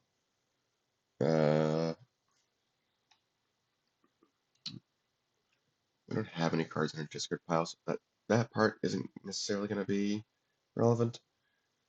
So, yeah, what we can do is do this, do this. It's buried. Oh, we can also do Telescope. See, those are nice. This one's not good yet. These are also a little behind the ball. I think we need to bury one and just deal with it.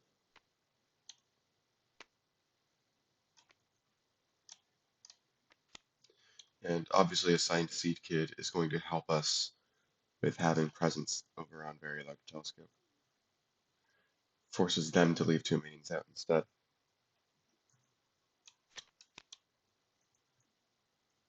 Yeah.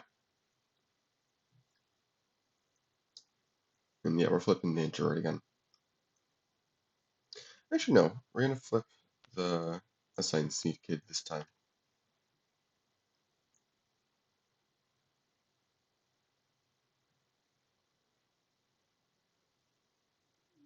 Actually, hold on. Without these cards, would they be able to actually break Very Large Telescope? It seems hard.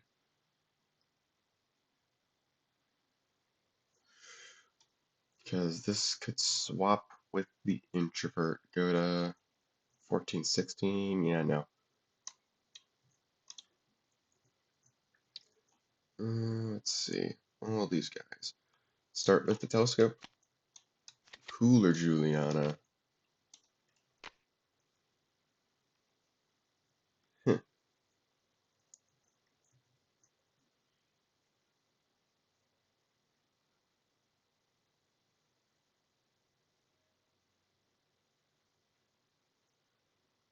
Hmm.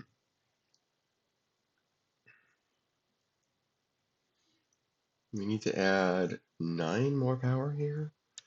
Playing Visionary would be 9 with Juliana. And it would provide an abundance of minions to preventing it, to guard against a Signed Seed Kid.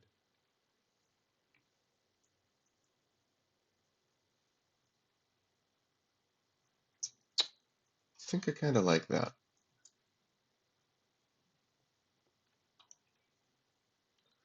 And then,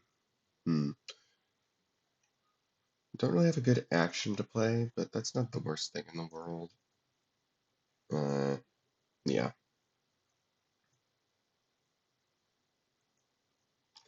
Yeah, so I think we actually don't bottom deck a first victim because we kind of want them, especially if we've done this before in play. Yeah, kind of want them.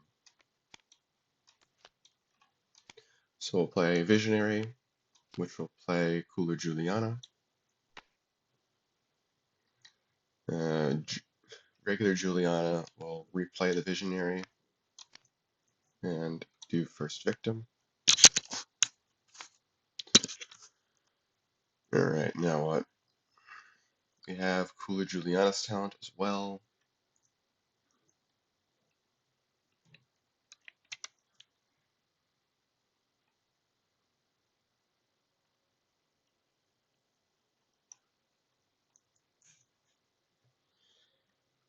Hmm.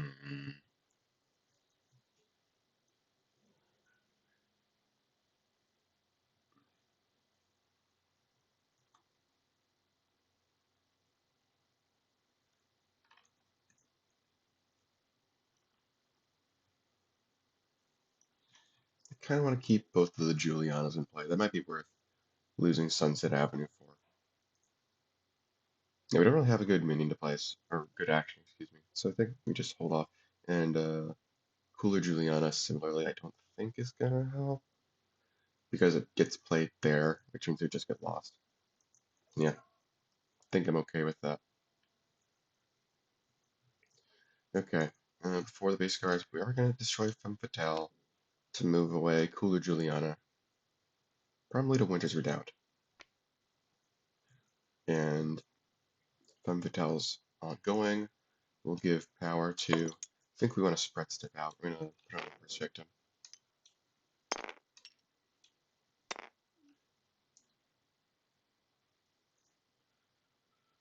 Yeah, Sunset Avenue. We'll draw a card.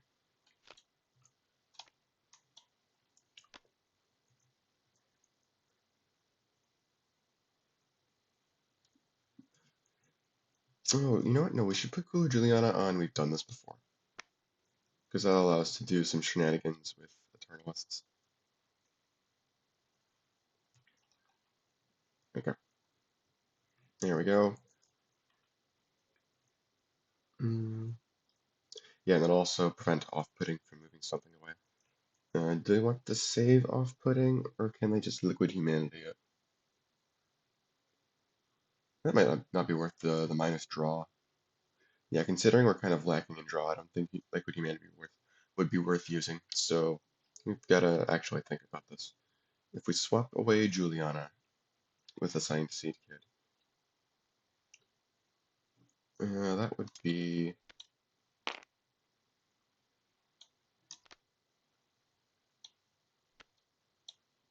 that would swing things, even if we move the introvert away.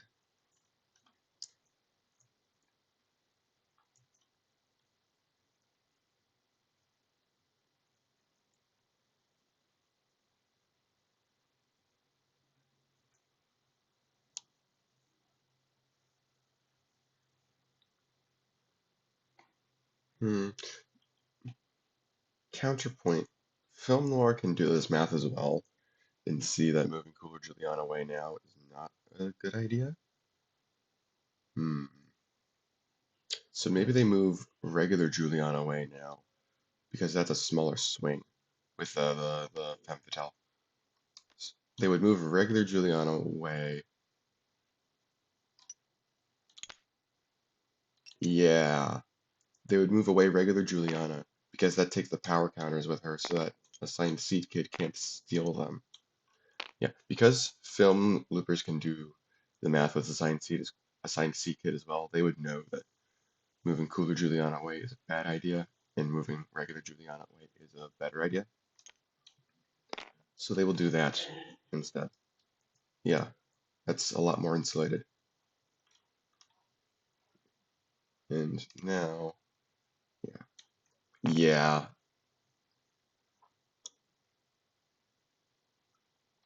let's see, they still wouldn't, no, they still wouldn't win the base, would they?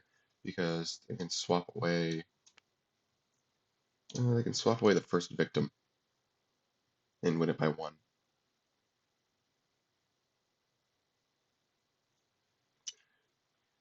Hmm. I guess that's technically still better. You know what? Since they can still do this math, maybe they do want to do over again and play the other, because they know this card from Telescope, so they can visionary that away. They can visionary that onto Telescope if they want. Yeah, this is all completely deterministic right now. Dark Weirdos haven't played anything from hand. Mm, So I think if they want to take overpayment to avoid specials into account, they might actually do that. They would do over again and play the first victim with Visionary. I don't think they do it with Eternalist because that only adds one power. I think it's better to have another body. So we're backing up this.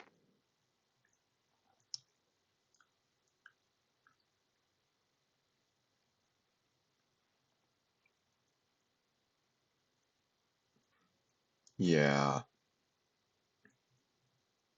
And then Sunset Avenue would draw this card instead. Okay. So that now we can't take this back. But yeah, I think this is still good to do. Let's see. Now Assigned Seed Kid coming over. Doesn't swing the base.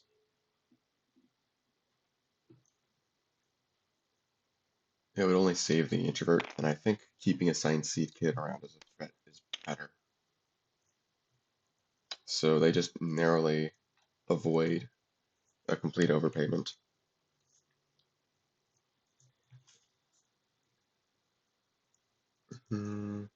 On the other hand, moving the Assigned Seed Kid in allows introvert to move away and move into Sunlight Warrior.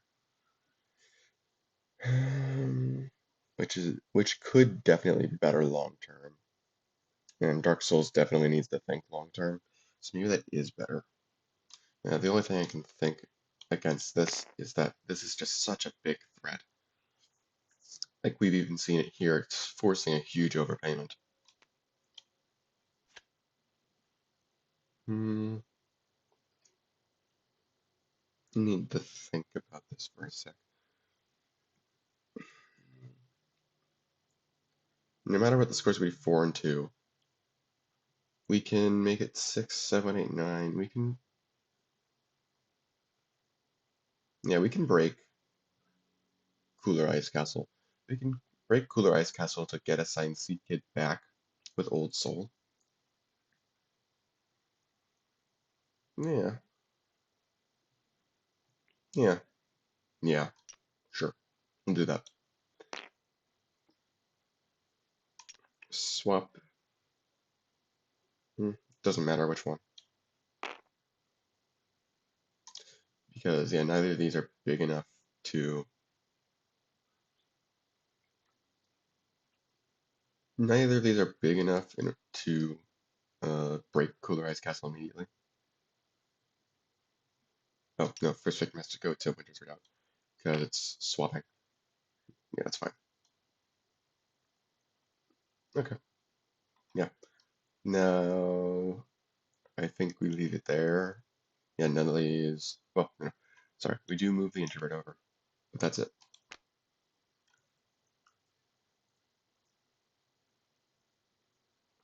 Okay, cool.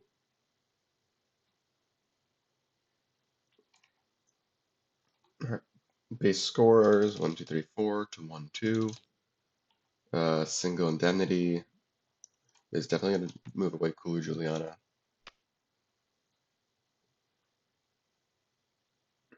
And that does leave this dangerously close to breaking, obviously, especially with Sunlight Warrior here.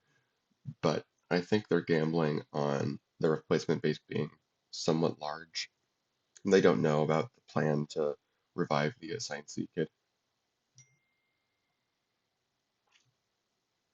Okay.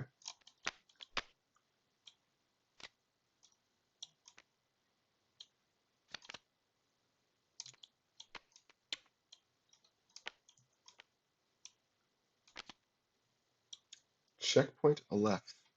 That's a fun base. Oh, I completely forgot to do.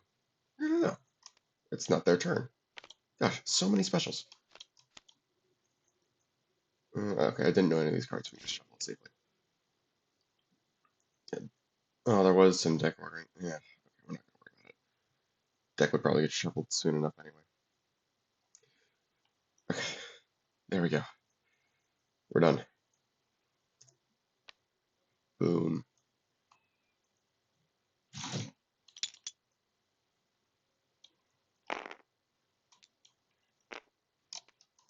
Yeah, this does make off-putting a lot more threatening.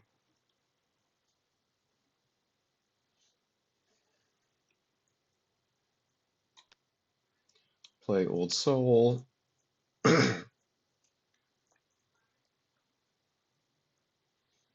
Hmm,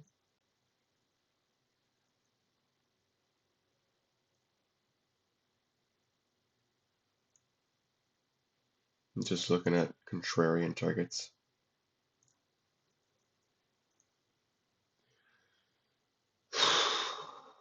Because we're probably playing Sunlight Warrior again as our minion.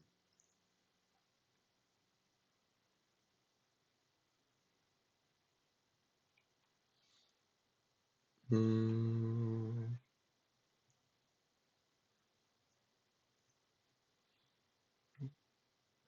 let's think. This is a pretty bad base for Dark Souls because their actions are all so slow.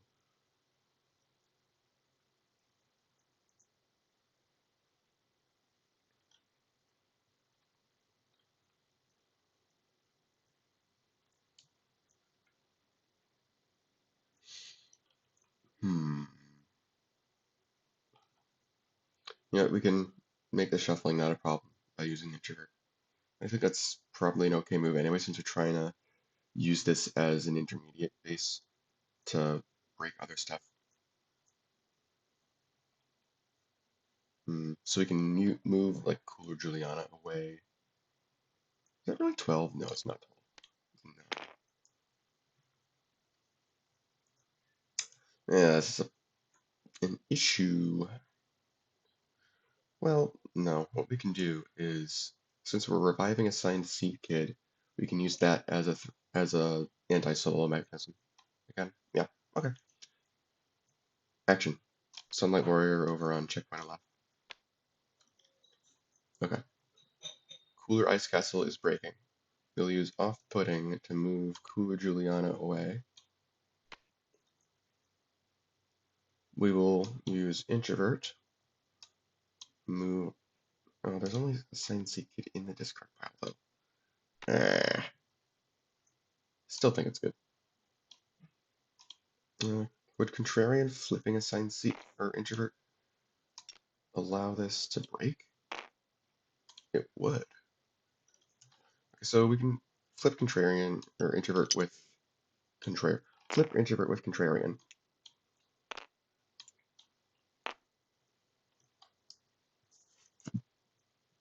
Yeah.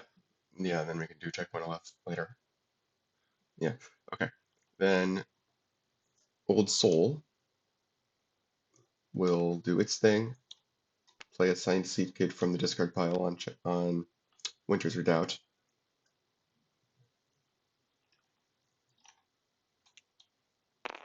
And we're fine with losing this, I think, since we're going to get an extra VP from Cooler Ice Castle when it's a linear split.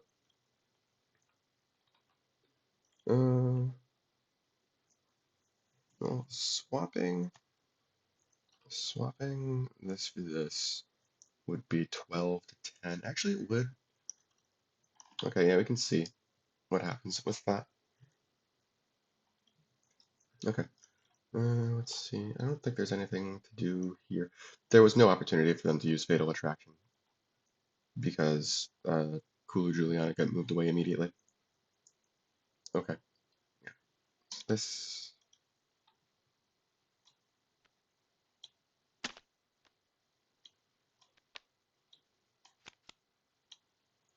jellyfish.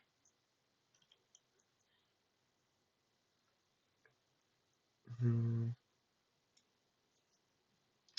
We'll do a Sign Seed Kid first. Swap with Juliana, and give a Sign Seed Kid -2.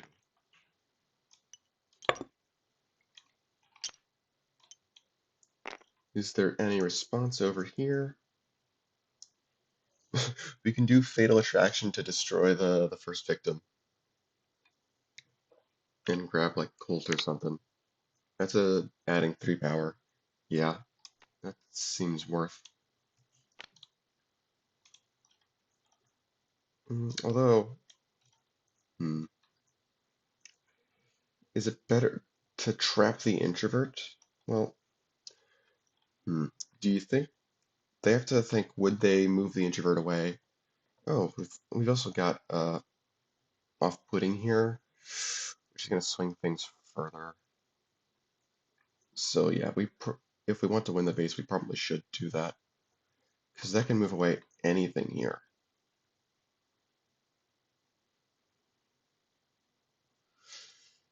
That can move away anything there.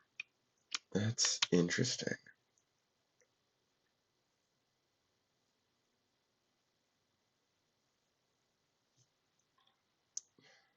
How big is this? 2, 3, 4, 5, 6, 7. If you move it to jellyfish, it's 9. Oh my gosh, they might be on a roll here.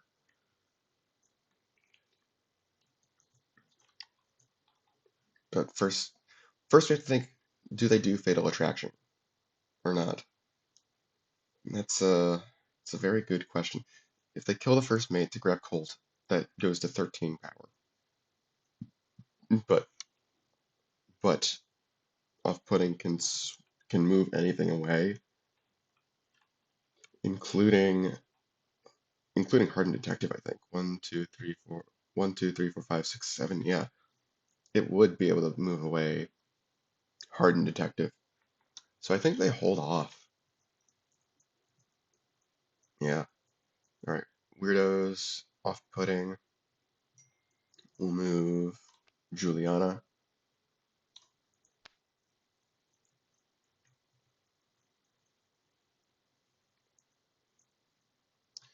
Then the introvert will use its ability to move away. Ooh, is there 5 they can move away instead? No, there's not. I think they still do this. Score would be. Oh, it's one. No, no, no. It's not going to one short because this gets 2 more.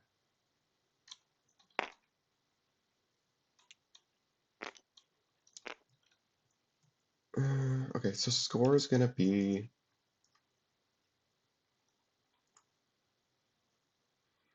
8 to 6, 10 to 9. This is a 1, 2, 3, 4, 5, 6, 7, 8, 9, 11 if they move it away again. Yeah, I don't think there are many more 15 breakpoint, or, well, no, they would move the Eternalist, but they wouldn't want to do that. Although, we would be getting another minion with the Chosen Undead from Gargantuan Jellyfish. Ooh, ooh, e. It's tough. Okay, but I think we go with this. Mm, they do have to be wary of Fatal Attraction, potentially,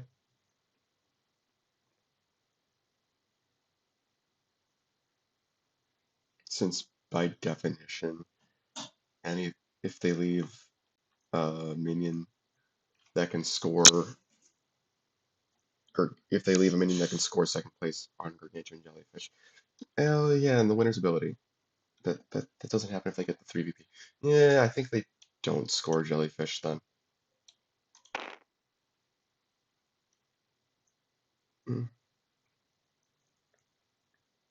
Hmm. Is it even better to move? I think it is still better to move the introvert away, because I think we can try and engineer a solo here. So we'll do this.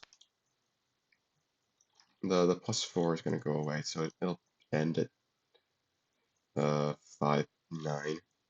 Yeah, it seems likely to burst down in one turn. Unlikely.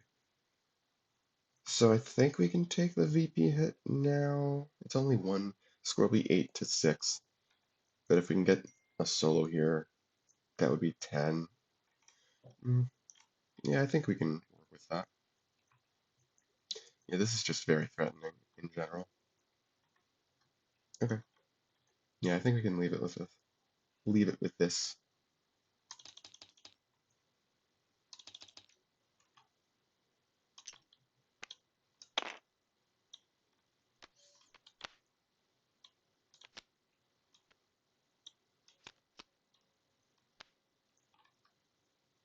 Now it actually is their turn.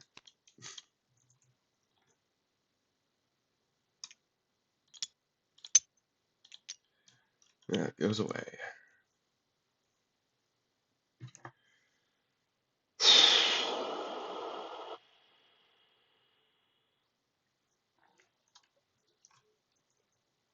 Hmm.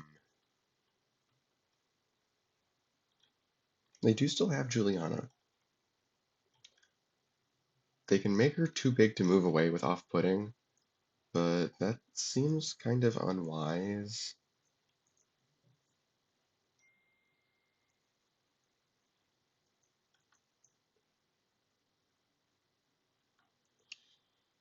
Hmm.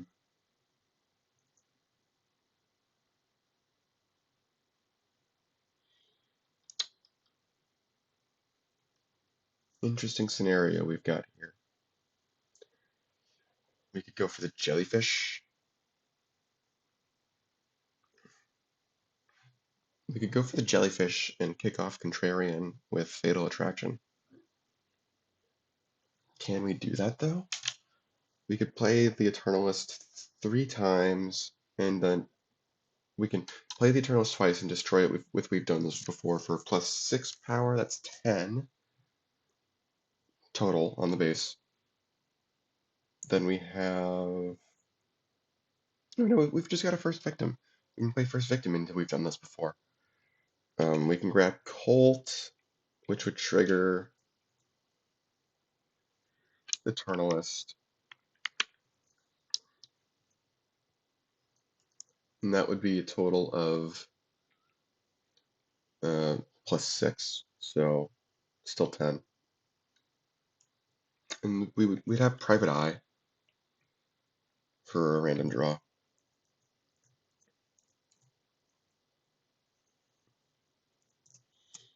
Hmm. Potential. There's potential double score stuff with checkpoint LF here if we go for Private Eye stuff.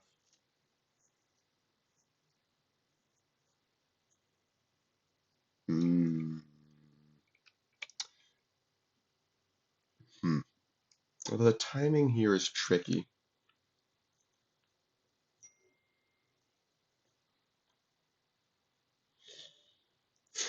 Hmm. We could also do First Victim and grab Hardened Detective, which would be, what, 7 power? Yes, it would be 7 power, so that's 4 plus 7 is 11. Private Eye would need to hit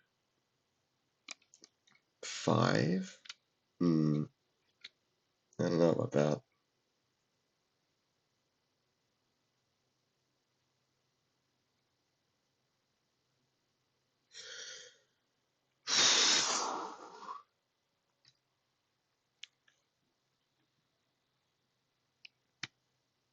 Hmm. I have a feeling they've got this one turn, and that's about it.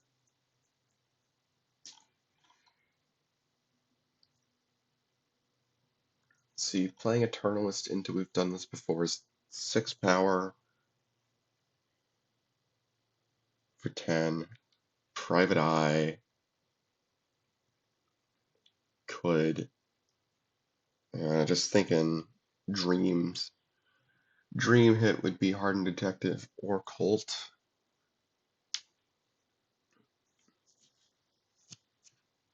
That's kind of unlikely.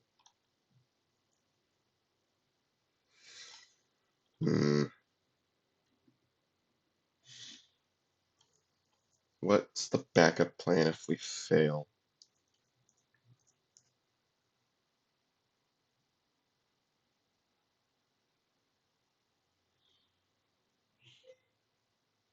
I don't know what the backup plan would be.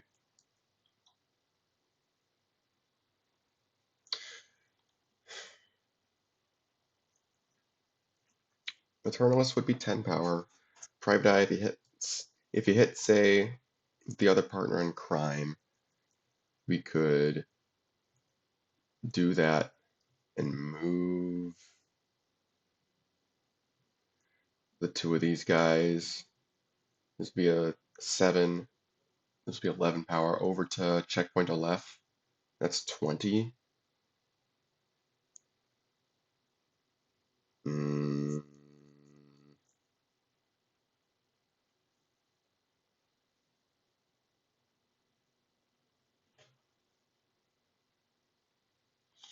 it's tough. I think if they want to break Jellyfish, they gotta gamble. And it's not a very likely gamble either.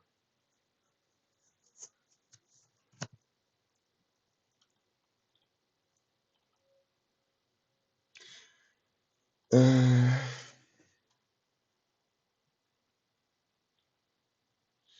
let's see. How many first victims are in their deck? Only one. Yeesh.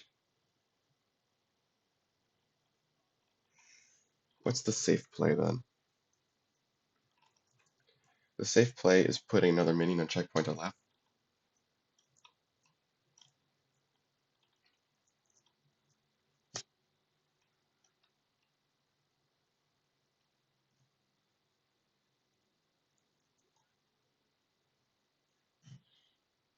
Hmm. Yeah, the safe play is putting, say, the partner in crime on checkpoint Aleph. And then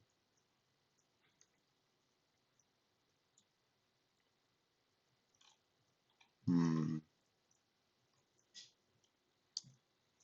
And then there's two minions there, so off-putting can't move away both of them.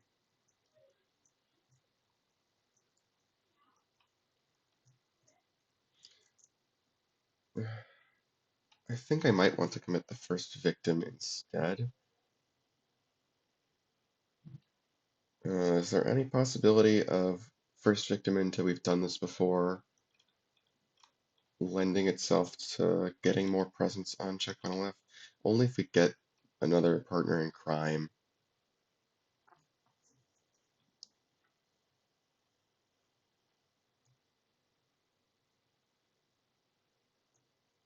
But that has to move away the Eternalist. I think we want presence on both these bases. So I think we just play either first victim or partner in crime on checkpoint Aleph.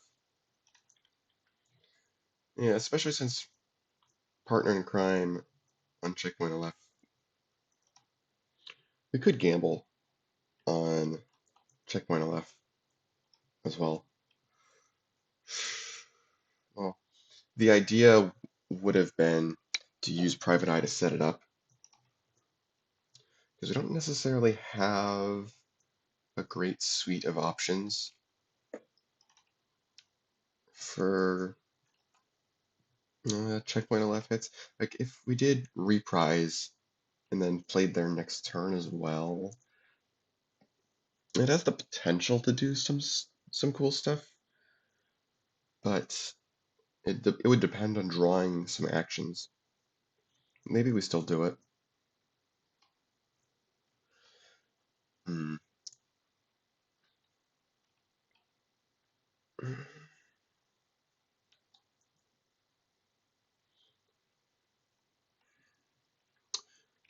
if we do that,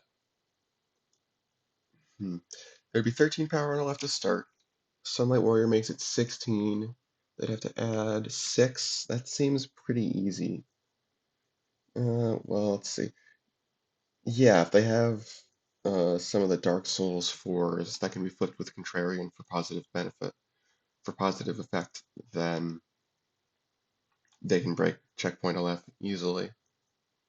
Although it might not. Either Nito or Seath would not. Well, no, sorry. That's not true. I'm forgetting about Sunlight Warrior power.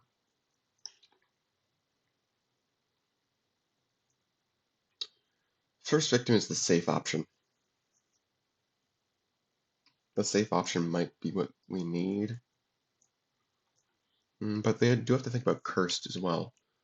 So having 2 medium-sized minions there would be beneficial as well.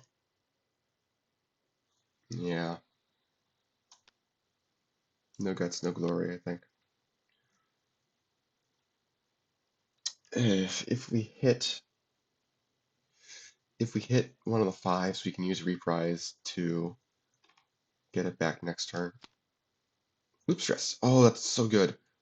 That's so good, actually. Oh, man.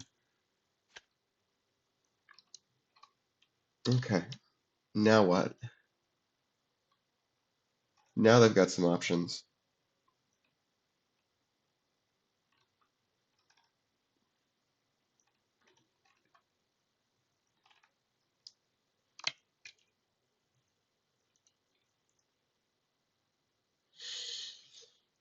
Now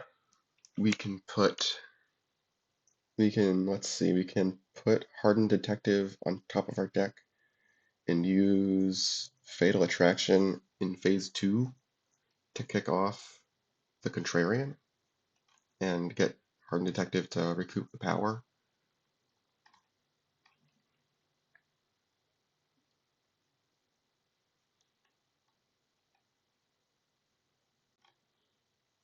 And that can also allow us to move over this stuff.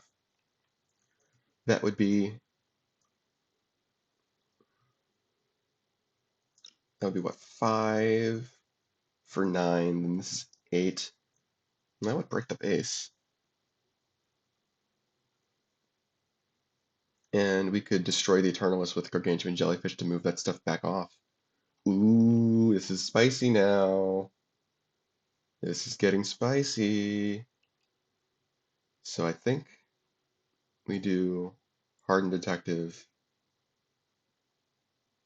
and something else. It's not going to matter much. Uh, First Victim on top of the deck.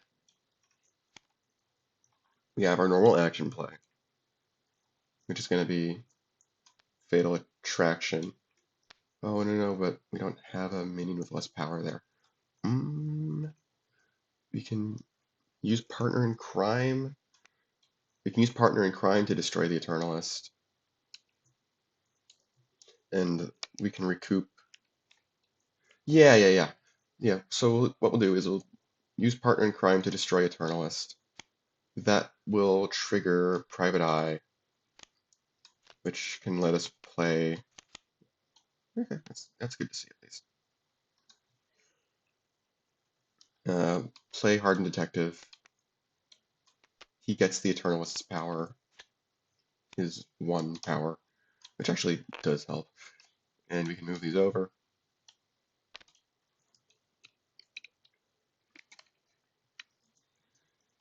Alright.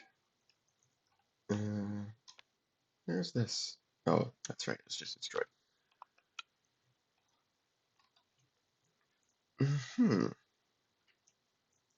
Is this going to break a left?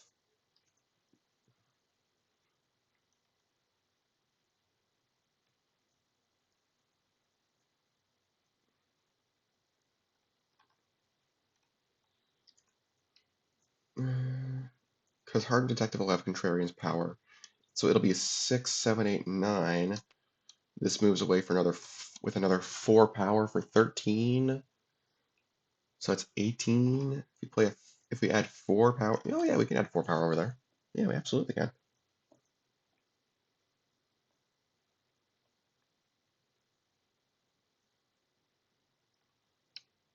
Hmm.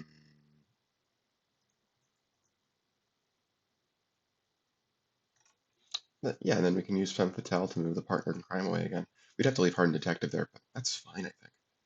Yeah, okay. Okay, so I think we commit to this. Oh, we haven't used our normal action yet, have we? Hackamajig? Yeah, because we played Loop Stress with Checkpoint left. We played Private Eye with its special ability. So we still have our normal action. So we can play Hackamajig on the partner in crime, because that's going to stay in play.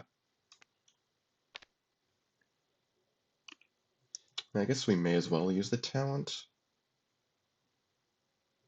If it's a standard action, we can draw it. We know it's a first victim. I don't think we want a first victim at this point, though, because we're losing this, and it's the last one in the deck. It would help us grab Colt. Mm,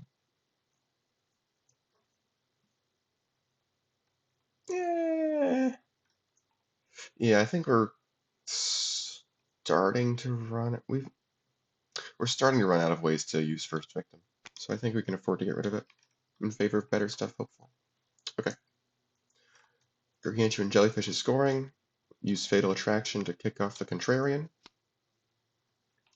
and that will first off trigger Hardened Detective. Hello. Thank you.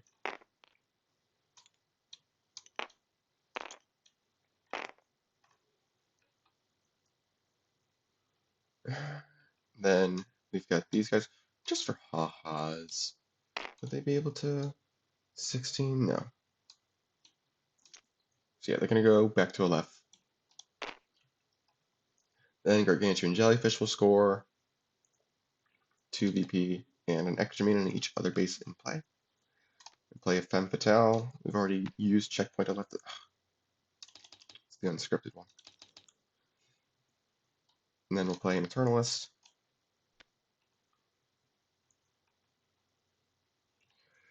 Hold on. If they lose, if they, no, they need to keep a minion there just to make sure that off-putting can't kick it off. Yeah.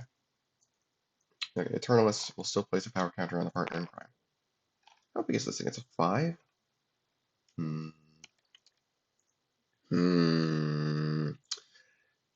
They can. Hmm. Can they? I don't think they can. I'm thinking about whether or not they can power up the partner in crime beyond what the what off-putting can kick off, but I don't think they can. Yeah, because they've only used one Eternalist ability this turn. Yeah, it's close, but this is still obviously pretty good.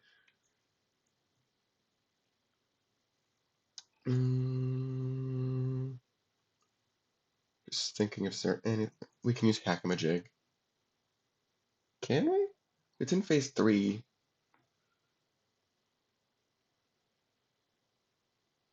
This is a good question. I'm gonna rule that they can, but only if they do it immediately. But they do know what this card is. And I think they kind of actually want this card. So it's a moot question for now. Alright, now we'll do checkpoint to left. We can kill the Femme Fatale, technically. Yeah, we can kill the Femme Fatale to move away the partner in crime. Oh, we have to replace Jellyfish. Shambhala. Yeah. Femme Fatale moves away the partner in crime.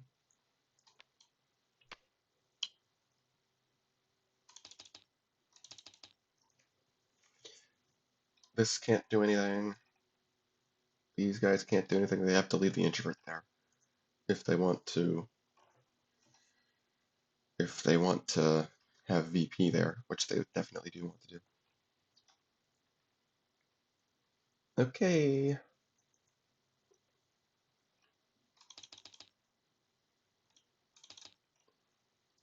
Now that we'll definitely use Liquid Humanity.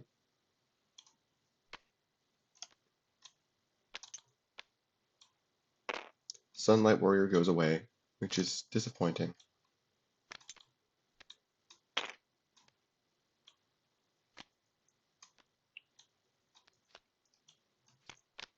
Yeah, the gambit that Weirdos were going for did not end up paying off, which happens.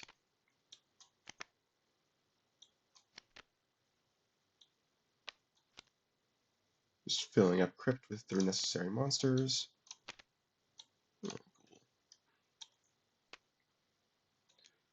Alrighty.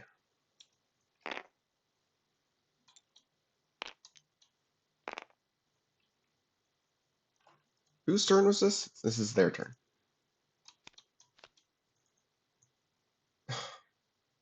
If only. Alright. Their turn. We can use part. Oh no, if we have a minion on Fiesta Mexicana. There we go. We can use Partner in Crime's talent to destroy one of our minions. Oh, it's destroy one of our minions here. Oh. Oh. Oh. Let me rewind this a bit. Crisis averted. I figured out that we can do the exact same thing, but when we play, instead of playing Hackamajig, we play what's it called? Private Eye. We play Private Eye as a normal action, and we know what's on top because of loop stress. So we put the first victim on top. We play the first victim with Private Eye, destroy it with we've done this before, and that's a destruction that we can use to bring over all the stuff, bring in Hardened Detective, and that doesn't stop the double score because Hardened Detective would have one more power than he did in what I did before. The only difference here is that we haven't played Hackamajig and First Victims in the discard pile. Yeah, crisis averted. Anyway, moving on. These guys are obviously looking pretty bad now.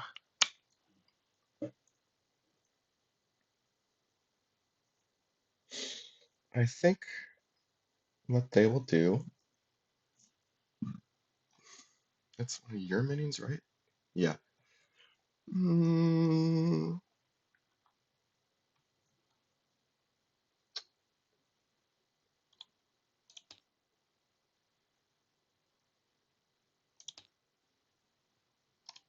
All of their other VP needs to be completely solo. That's kind of rough. I think they need to play Blacksmith somewhere. They can't quite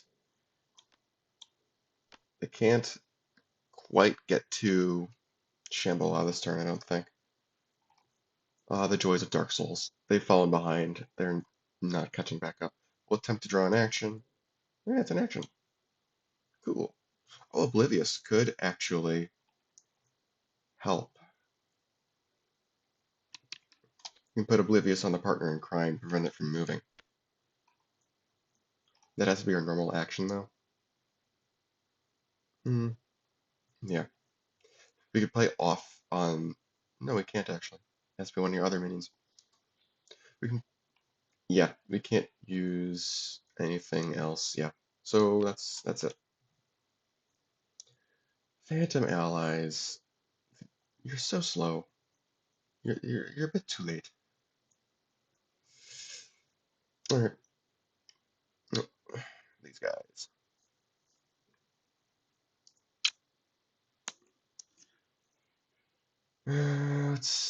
Let's see here. Oblivious is a bit annoying because now the partner in crime can't move.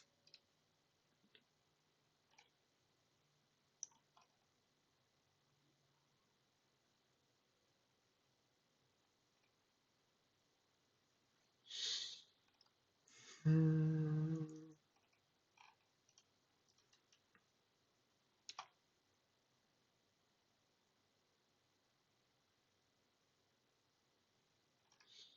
I don't think we win this turn, but we can get kind of close. We might want to be using reprise this turn.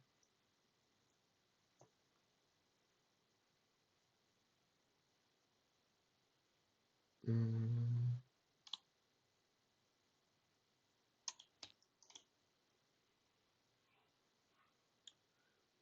get back one card, probably. It's just a question of what.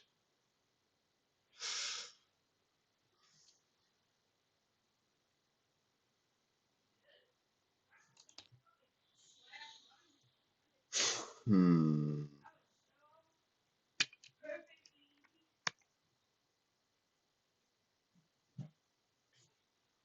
Hmm.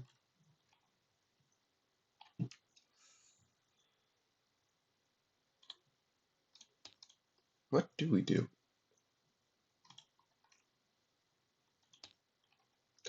I think it would be I think it would be unwise to play the Eternalist this turn, because it'll be more valuable if we can chain together this stuff. Uh, on the other hand, we just need one more VP to win. On the other hand, this is going to prevent us from getting it very easily.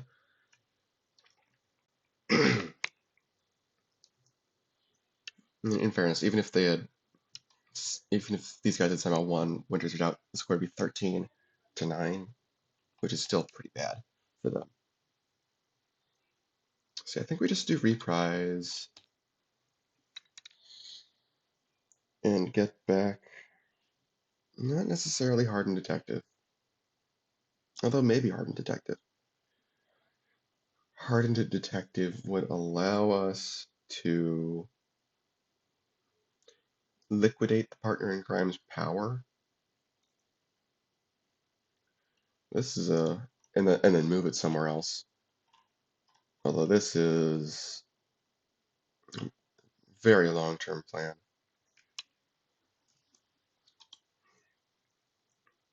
I think we can still do it.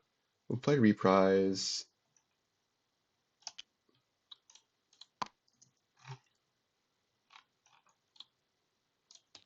Store the Hardened Detective, and play an action.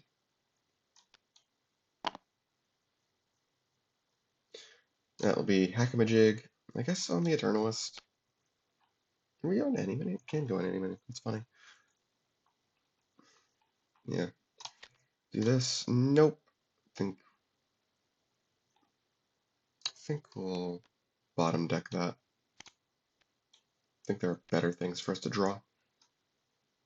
And I think we're not going to play a minion. Okay.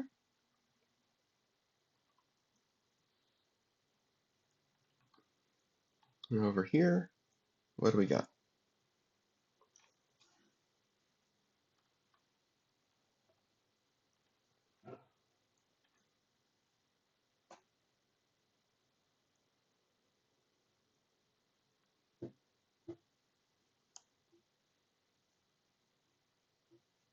Hmm. What we could do is play Chosen Undead. No, we don't want to leave it that close to breaking. Hmm. I think we have to go for Crypt, maybe? I'm not sure. What we could do is play Chosen Undead, play off as our normal minion, or our normal action, excuse me.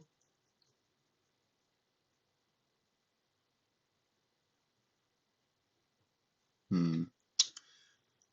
One thing's for certain, we're not doing action play with Blacksmith, so let's try to draw an action first. Okay. We could do Chosen Undead and force him to break it with something small there, and not just Partner in Crime or Hardened Detective, because you can see this plan coming from a mile away.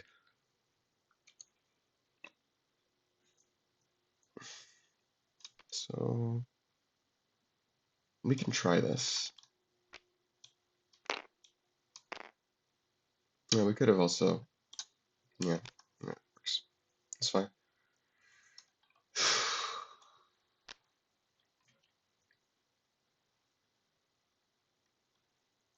We can also use our action play to turn him into a monster.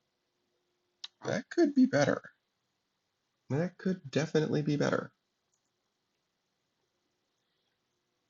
It doesn't help them win the base, it only helps them stall. Like, what are they doing next turn? If they do Pyromancy Flame, for example. Yeah, you know what? Off-putting means they can't. Off-putting on the Chosen Undead means they can't do something big, and they can't do something small. So I think we can actually do Pyromancy Flame and start building more equity. Chosen Undead takes out the big things. Off-putting takes out the small things. Yeah, this is pretty threatening.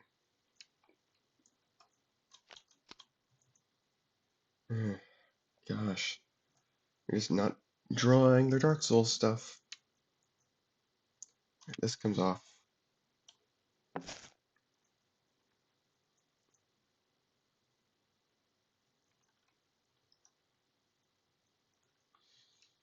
Hmm.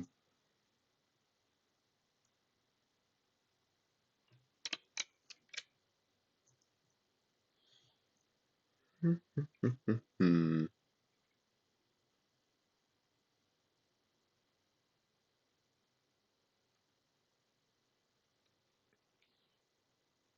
We could do Carnesis to just cleanse Oblivious. Oh no, but we can't return it to our hand because it can't be affected. uh,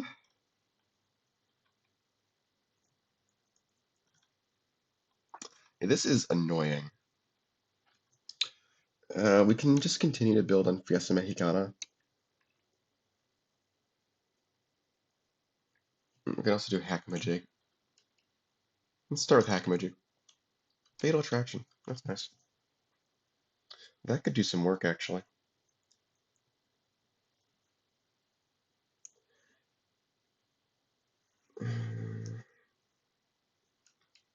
Now we'll do Reprise, put Detective on top. Fatal Attraction would allow us to sidestep this if they can't break it this turn.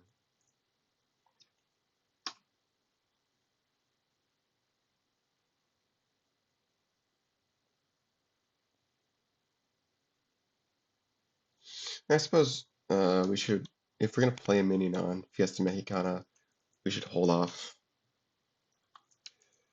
Yeah, okay, what we can do is play Femme Fatale, and then use Hackamajig a second time before we do Reprise, since we know it won't work. Okay, yeah, see? Yeah, now we'll do Reprise.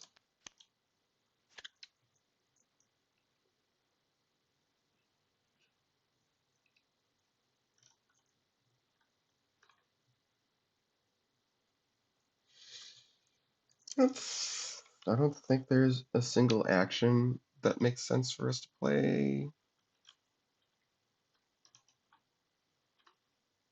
Hmm. Yeah. Yeah, we could have stored Private Eye as well, but that would mean another turn of waiting. So it's no faster at getting Hardened Detective out.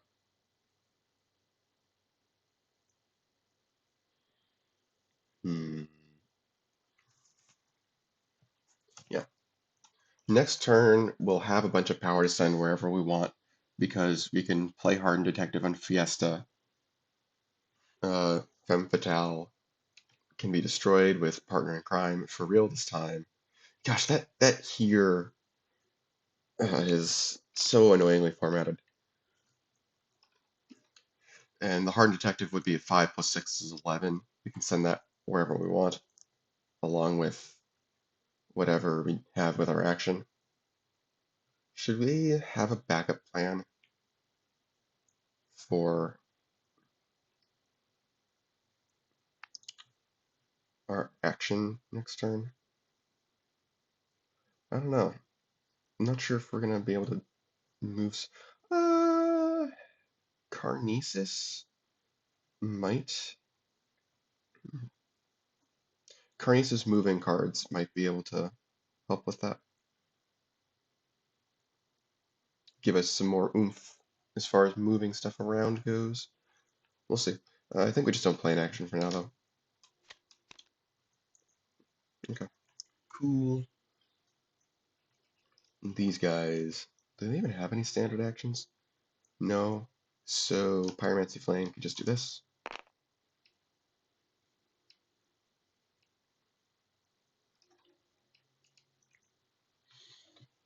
Can we break Shambhala? We need 7, no, 8 power there. No, no, we can't. What we can do is play another Chosen Undead there. We can play another Chosen Undead there so they still have to, so it's even harder for them to get presence there.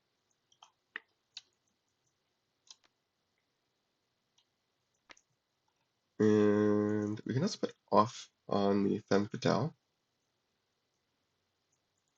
Yeah, because otherwise they can see what's about to happen. So yeah, we'll play, well, we can use Blacksmith. Oh yeah, it's an action. That's actually a pretty good action to see. Yeah, then normal action will be off on the Femme Fatale.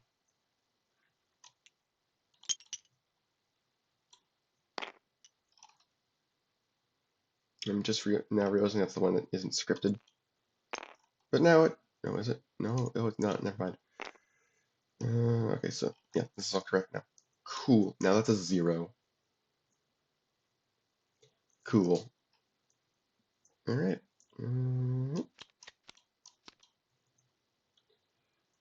Seath. Would be nice if we had a contrarian. Okay. I don't know. Carnesis is going to make it hard for that plan to work. Because now the Femme Fatale is a 0.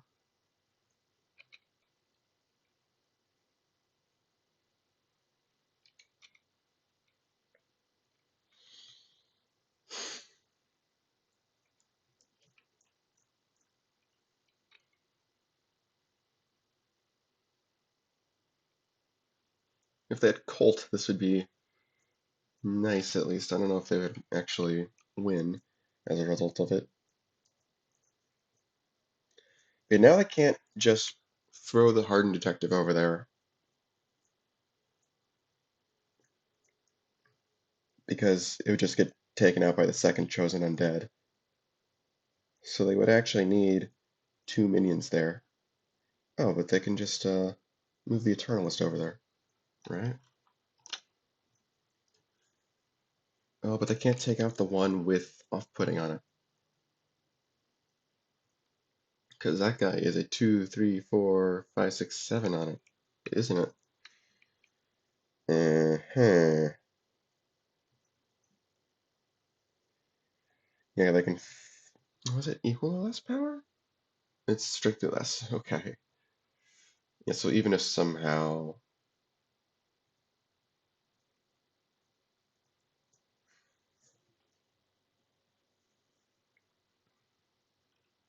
Hmm.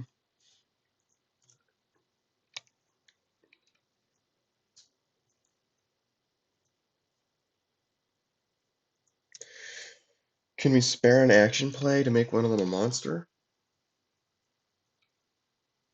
Hmm. That would do it. That would do it if we can overcome the breakpoint.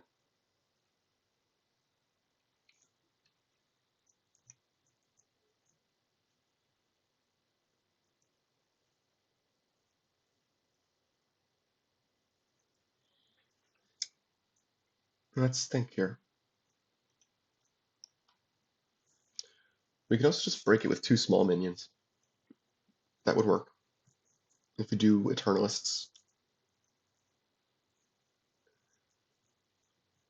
Yeah, 2 small minions. That's the way to go, I think. Can they do it with that? This would be 11. Do over again would make 13. Carnesis would only make 12. Yeah, they can't break the base that way. Well, Partner in Crime can still send that over.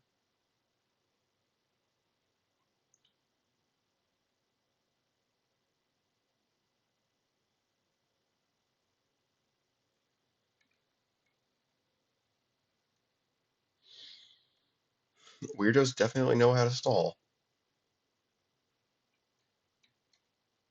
Hmm.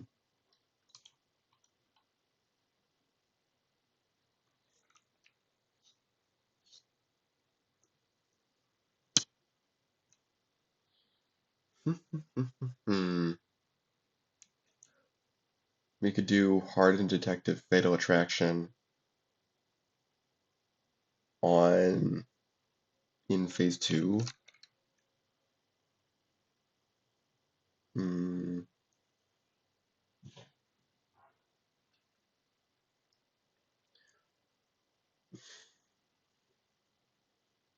Would that work? No. No, that wouldn't work because we actually need 2 minions over there. Let's think here. Oh, yeah, this does work. Okay. We play Hardened Detective here. We use Partner in Crime. Kill this. Doesn't give any power, but that's fine. Okay. We can do this first, so we can use Hackamajig twice to move the Eternalist over. Then we play Hardened Detective. Now we can use this twice, for what it's worth. Okay, whatever. Okay. Thanks for showing up, Colt. Okay. Um. Wait, does this actually work?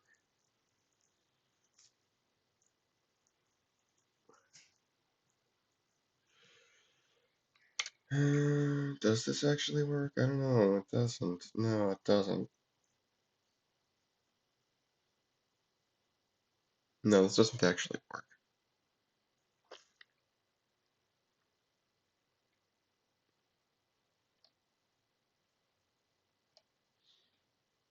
Hmm. Yeah, this is with just our normal minion.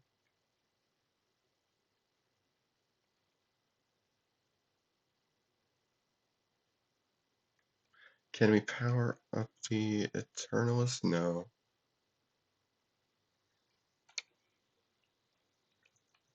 Hmm.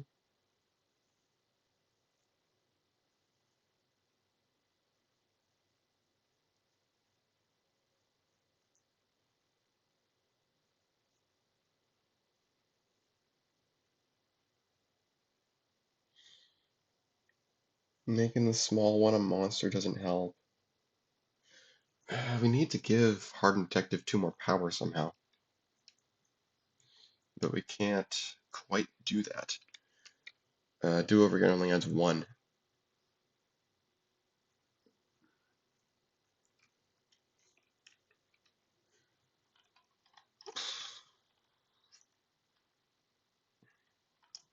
Well, okay, you know what we can still do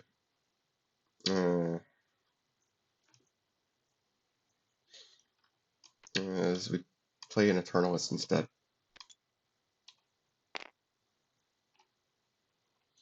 2 small minions, they can only move 1 away, hopefully.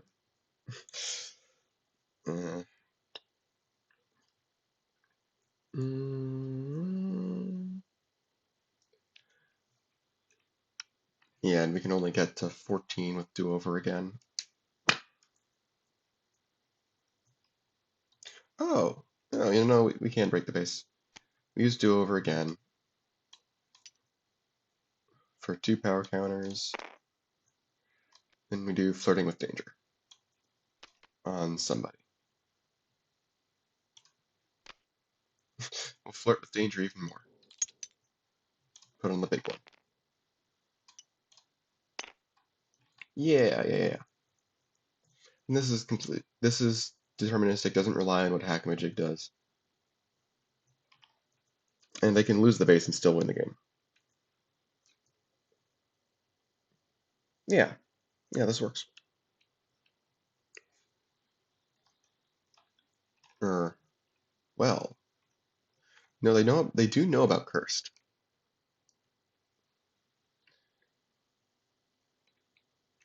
Hmm. Does that matter? Yeah, it does matter. Because that can. Yeah, it can. Wow, that is tricky. Wow,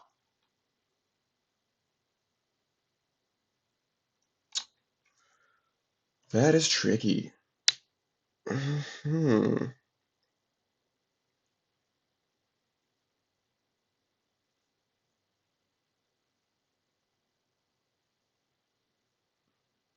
What do they do about this? So they're gonna get cursed.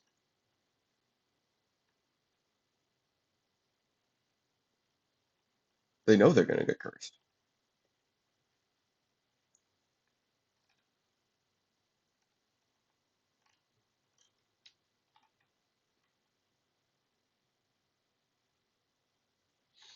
Maybe they save do over again in that case, because they can still break the base. Exactly. They can exactly break the base.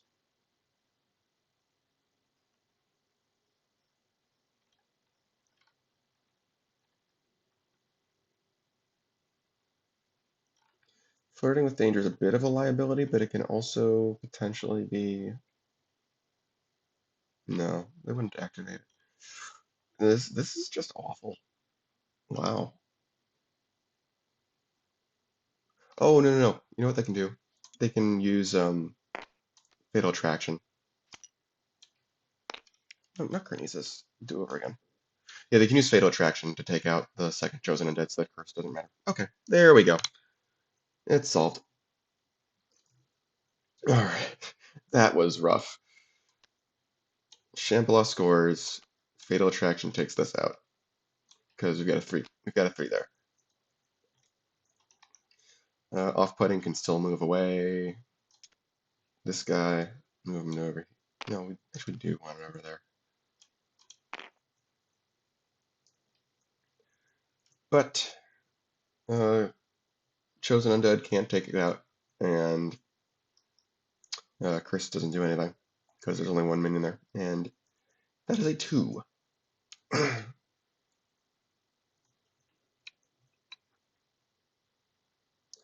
All right, that's game 15 to 11.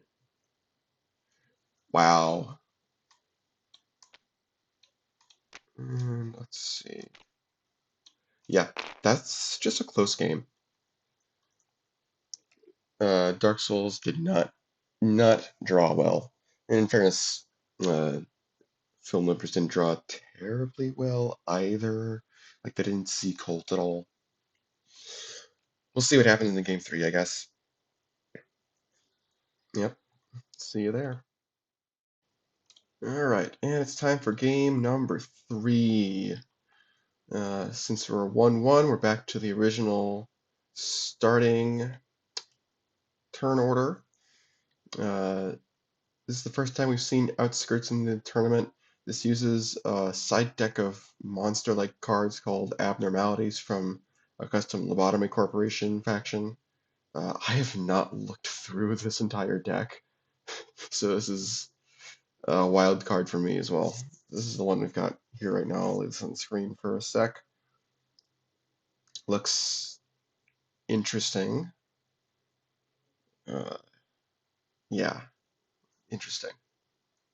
Anyway, let's just get right into it. So what do we got here? Got starting with Phantom Allies, and we're starting with Offbeat. That's really nice.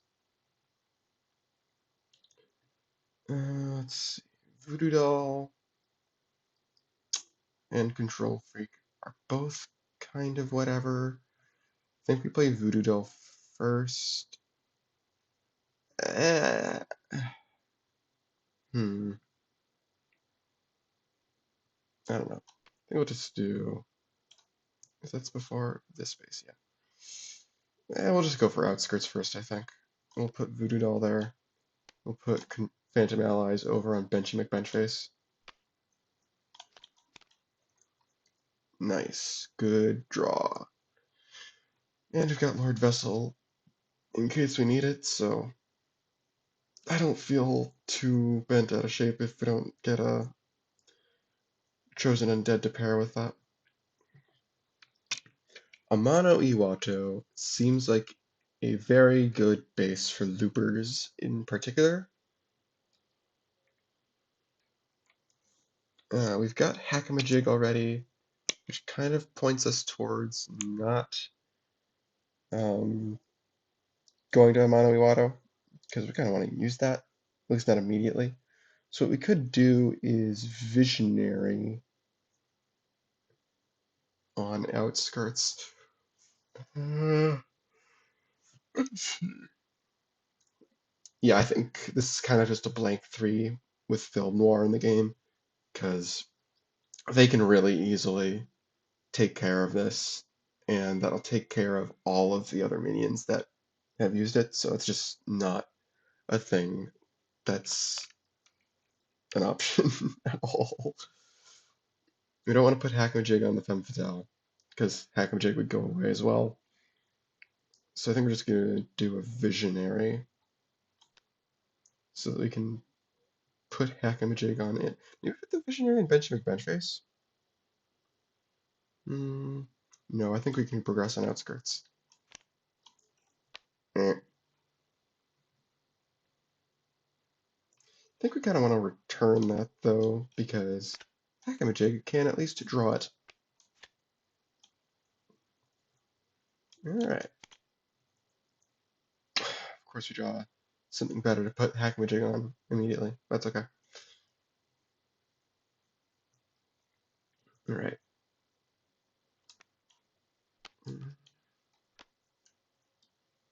What are these guys doing? Well, that's interesting. Nito would depower Child of the Galaxy. Hmm.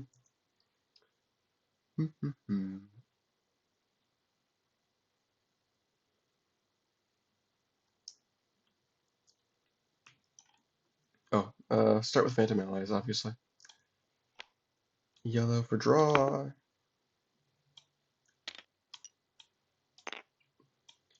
White for reshuffle. I'm kind of debating just putting Phantom Allies back, actually, which I normally don't do, but this is a pretty strong draw.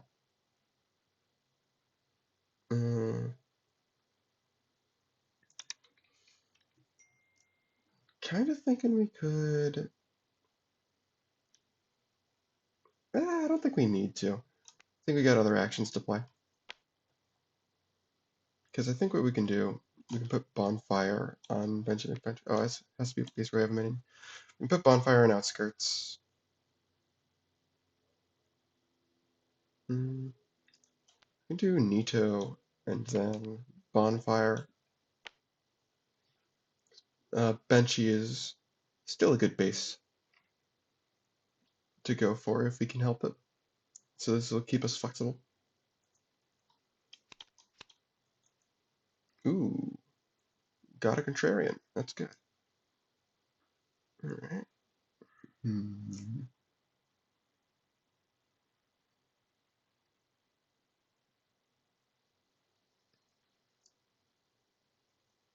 I think we should start with loop stress. See where we go. Okay, we can put Rumors of My Death on top in order to draw it with Hackamajig. And then kind of want to have 2 Eternalists around. Want to keep the Femme Fatale. Think we can put a Partner in Crime on top. Yeah, so we're gonna play a minion on outskirts this turn. Yeah, we're probably gonna play the Femme Fatale, right? Although we kind of want to have more minis there than that.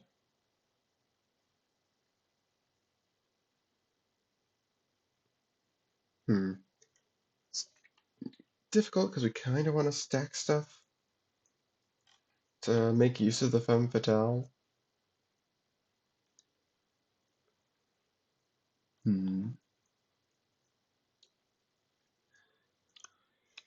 But yeah, we kind of accepted that we're not going for the loop ever. So I think we just leave it, put the partner in crime on top. Then we use Hackamajig to draw rumors of my death. I think we stage an Eternalist on Amano Iwato now, because that's going to be a really good jumping off point for Eternalists later. We can do Rakyeto. No, we played Loop Stress, that's right. So this doesn't happen immediately because of Amano Iwato. But eventually, we'll be able to use this as a source of some power activation, especially if we get 2 Eternalists there. Get 3 power counters for a card.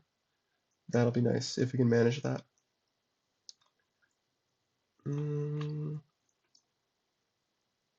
That was minion and action. Okay. Ooh, 3rd Eternalist. That's great.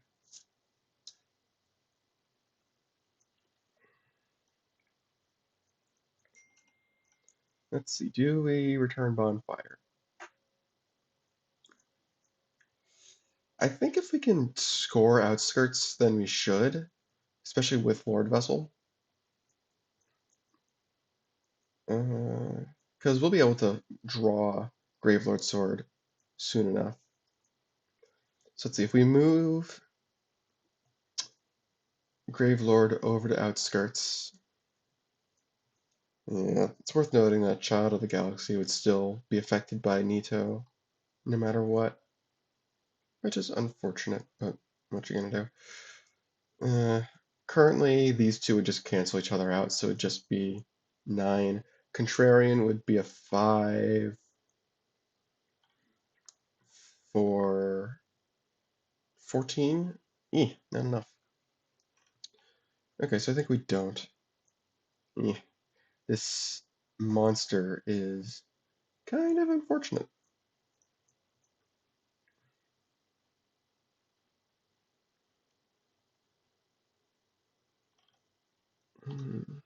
Hmm.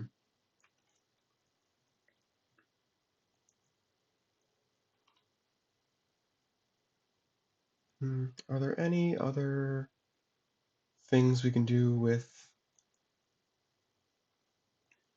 Contrarian? This ability doesn't exist right now. No. Okay, kind of looks like we're just stalling for a little bit.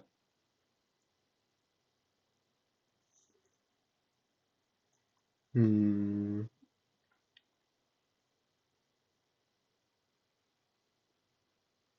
If we play Contrarian on Benchy or Outskirts, the next turn we can definitely score Outskirts. I think we can get away with putting Contrarian over here, keeping it out for a bit longer.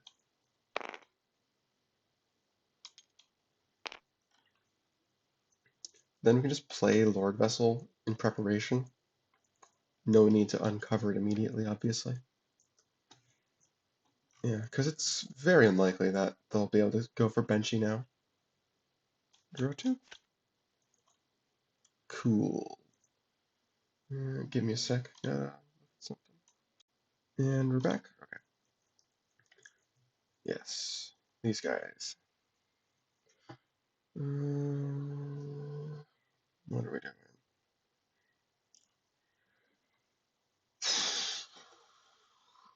Can these guys score Outskirts now? I don't think so. Seems a little bit difficult.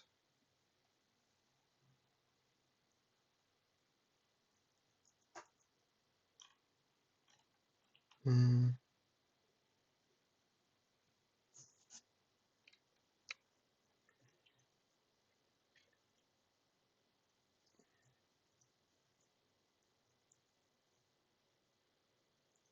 I think what we can do is play Juliana somewhere, probably Benchy, and then in the future we can use this to score something.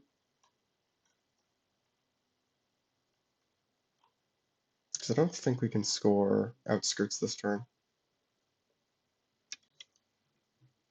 Even if we activate a mono. If we do activate a mono, that's 6.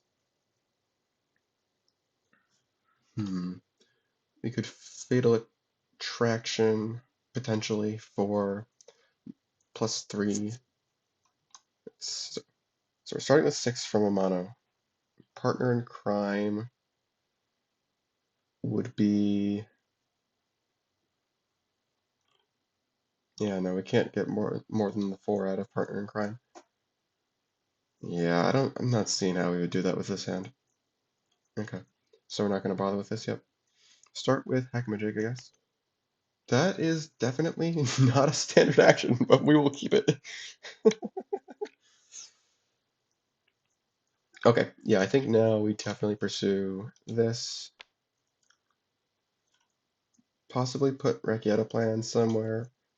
If we're saying this is the engine base, then I think they're okay with playing that game for a little bit. Not too long, but for a little bit.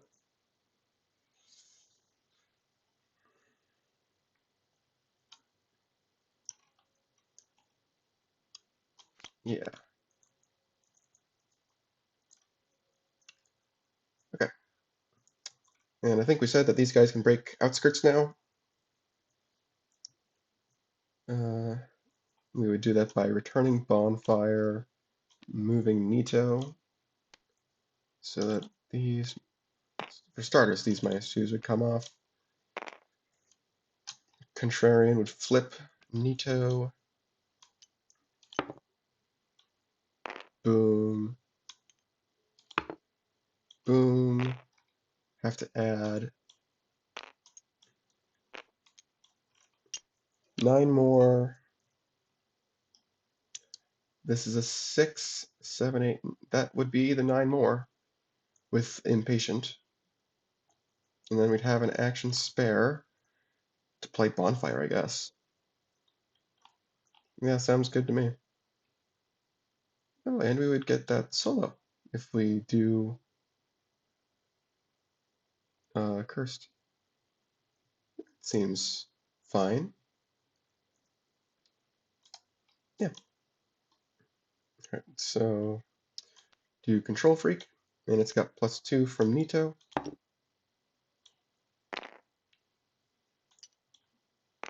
And then we'll play Impatient to activate its special. Alright, and so we'll increase the minion's power by 3. Just for fun, we'll put that on Nito.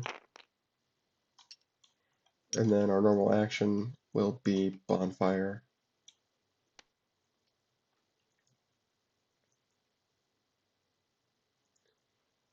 Yeah.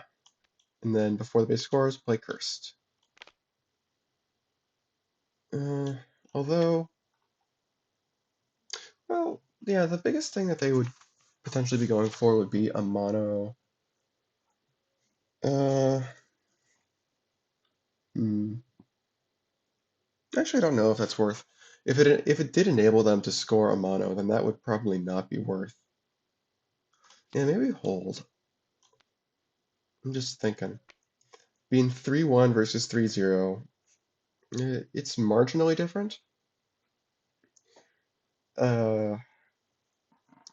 We know that if they go for a mono, then they could definitely they could potentially double tap Visionary or an Eternalist with Juliana. If they had an Eternalist and we do Cursed, Visionary, let's see, obviously be canceling a mono. That'd be 2. If we double Eternalist, that's 6 more. For 8, Visionary would be 11 at least. And they need an action for 6. That's not the most likely thing ever. Yeah. On the other hand, they could double Visionary. They could also just be going for Benchy, which I think they'd be okay with going up 6-2 and giving them Benchy. Uh, yeah, I think they'd be okay with that. We're gonna do it.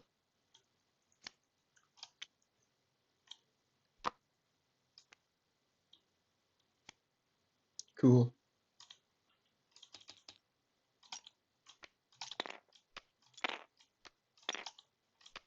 Oh, and yeah, obviously, these do have specials, but they're not gonna matter.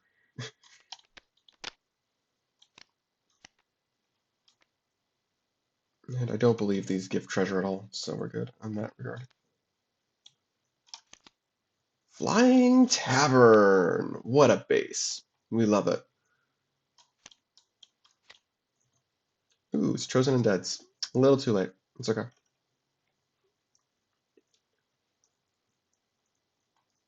Alright. Stasis counter comes off of this. Can they break a mono? Seems hard. Although, they do know that they have Colt. They they did know that they have Colt. I think it's still difficult for them to break a mono unless they hit on the Visionary. So yeah, I think the decision making was still fine. They were definitely hoping to use a mono as more of an engine with the Eternalists, but if this ends up going this way, then it's probably fine.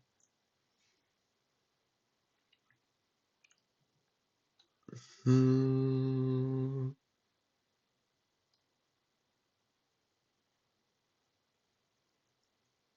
Hmm.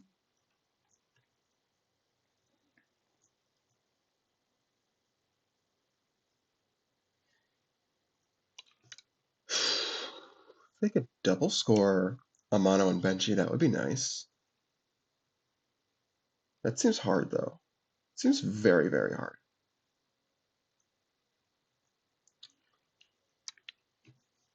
Yeah, especially with Hackamajig out of commission. We don't have anything that draws. We have the Visionary, but we can't get minions in the discard that way. Hmm. Hmm.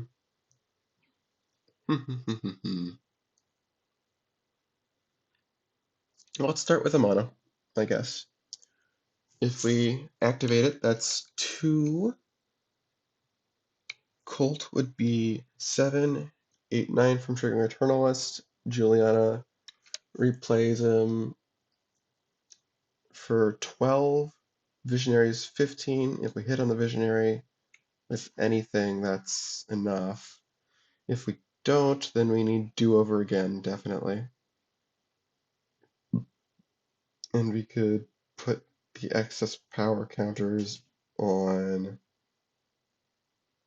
Juliana, I guess.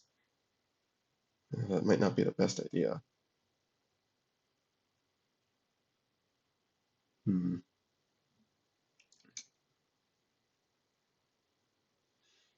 On the other hand, we can go for Benchy.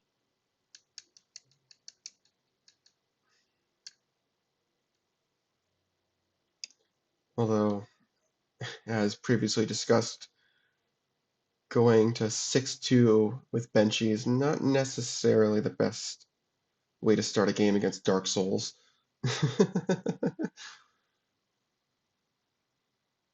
Although getting Lord Vessel out of play would be huge before it can get the Gravelord Sword in. Let's see, they'd need 11 to score Benchy. And do 1 with a mono.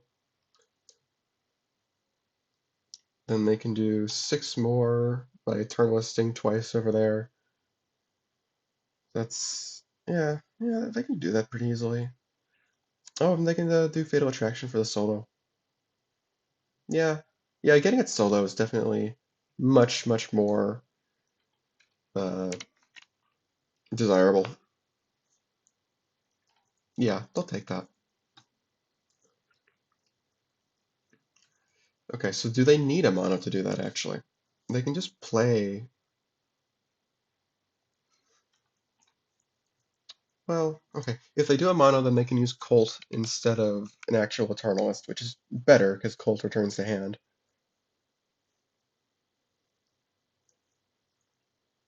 Hmm. Let's see. If they want to save a card, which seems a little bit dubious. It's got to be a card we played this turn, right? Yeah. So we can get back do over again. That seems fine.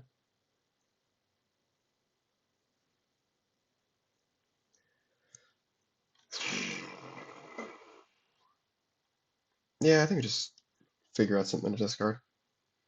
Getting rid of an Eternalist is sort of unfortunate, or it would be. There is a fourth Eternalist, though. On the other hand, do we need Eternalist at all? If we do Visionary first and we hit, well, we'd have 3 shots at hitting with it, and we need to hit at least a 3 on it. Eternalist would only be 2. That seems a little bit risky. I think I'd rather take the guarantee. I'd like to keep around rumors of my death. I don't want to get rid of partners in crime. I guess we're leaning towards just ditching an Eternalist, which is sort of unfortunate, but it is what it is. So we'll discard a card to cancel a Mono Iwato, and that allows us to place a counter with the Eternalist, because we're triggering all on play abilities on cards there. Then we'll go ahead. Oh, is that one of your cards there? Yeah, it is. Yeah, it's still good because the 1 extra power allows us to break the base with any hit on Visionary, not just a 3 or more. So I think it's still good. Nope. Let me shuffle it. Yeah, we gotta shuffle up. Juliana will replay the Visionary. Ooh. Come on, Colt. Oh, gosh. Did we even shuffle?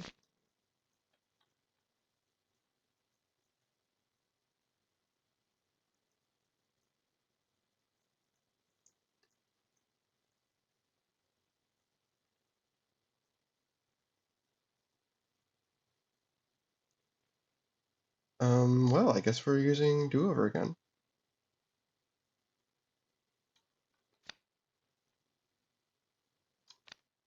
Oh my gosh.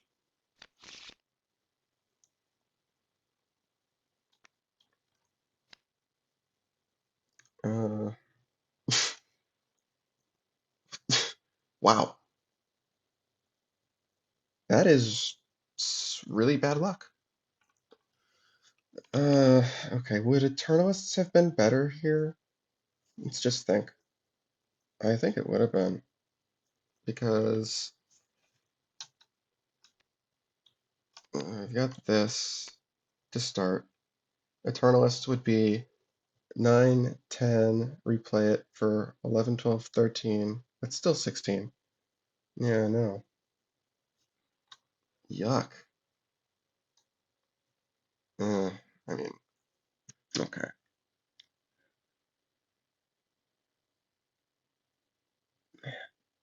Yeah, this is why Visionary is just bait. It really is just bait.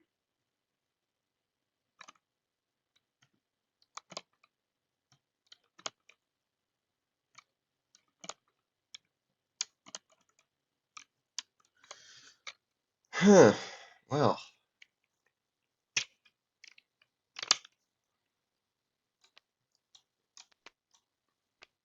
this is kind of stuck here.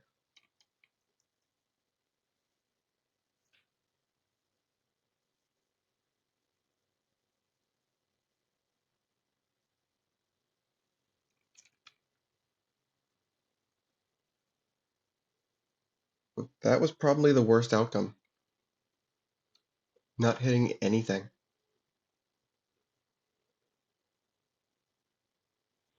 I still have an action play, but nothing to fill it with. Uh, I still think we put uh, do-over again on top. But wow, that is just awful. We're gonna have to work to come back from that, I think.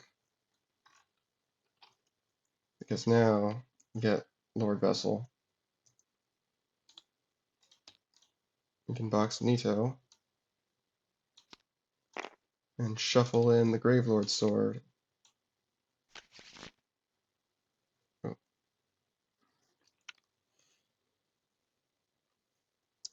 Do we want to raise or lower?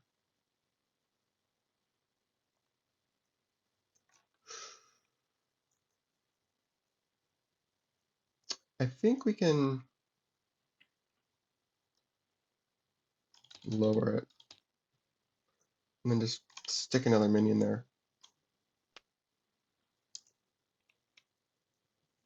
to guard against Fatal Attraction. I guess if they have both Fatal Attractions, then that doesn't work, but like if that happens, then whatever. And also we have, yeah, we do have Offbeat, so maybe we don't need to do that. I think I'd rather use the tempo. We can also do Bonfire. Yeah, we're gonna return Bonfire as well to move the Contrarian over to Flying Tavern.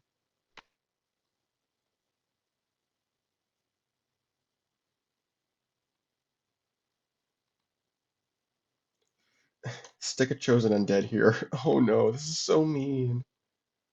This is so mean. Oh no. Oh, I feel so bad. Yeah, yeah. Do this, and then I guess we'll do Lord Vessel again. Um, okay, this is gonna look weird, but Flying Tavern is gonna make this make sense.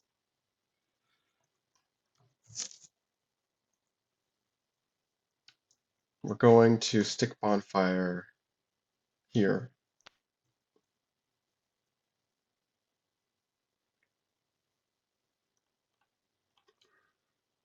And then we're gonna go on to scoring. Benchy McBenface is gonna score, but Flying Tavern can swap.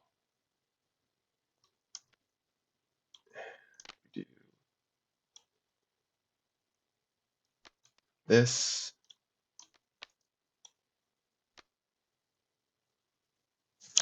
And Flying Tavern's gonna score as well.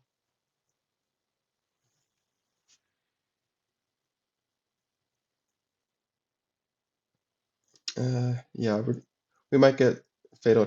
Oh, you know what? If if both bases are scoring, then Bonfire would be better to put somewhere else. I'm not sure how buried cards would interact with the Mono Iwato, so maybe we just don't play an action at all, because I'm not sure if putting Lord Vessel on a mono. Wait, no. This is in break. What am I talking about? Because the breakpoint reduction moves. Yeah, duh. Breakpoint reduction does not move. Okay.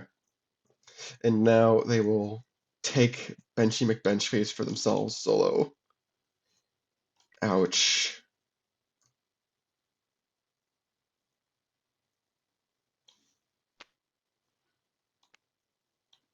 Ouch.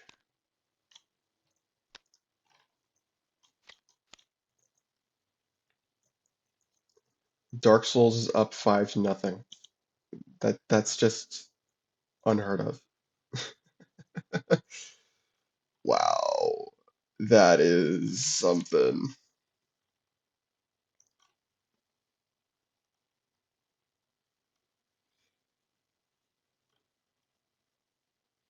On the upside, this means we can do Femme Fatale.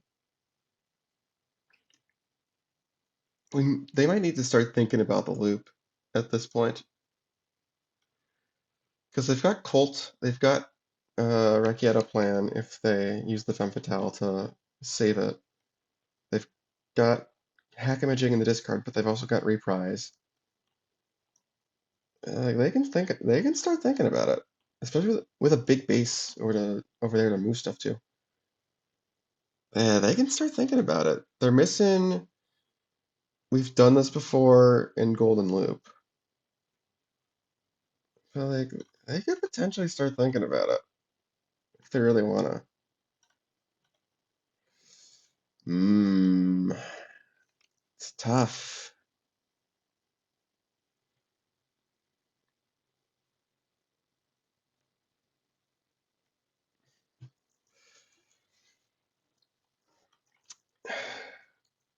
It's intriguing, but I'm not sure that it would actually be worth it because they don't have any of the searching cards yet.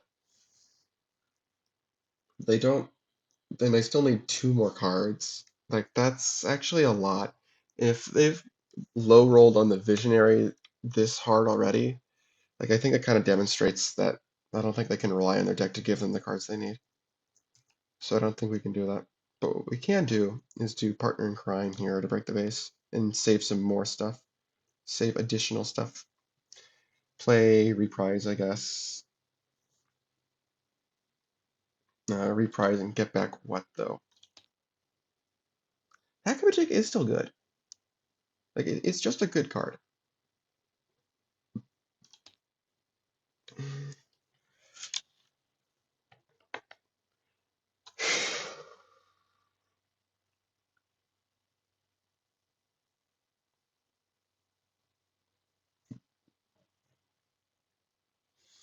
It is just a good card.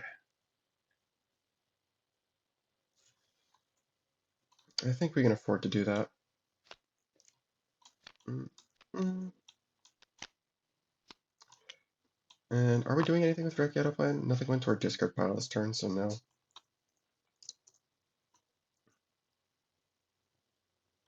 I mean, technically we can do over again, see what we get with Visionary, but that's pointless at this point. Yeah. Alright, I think we just leave it here. We do Fatal Attraction to take out the Chosen Undead.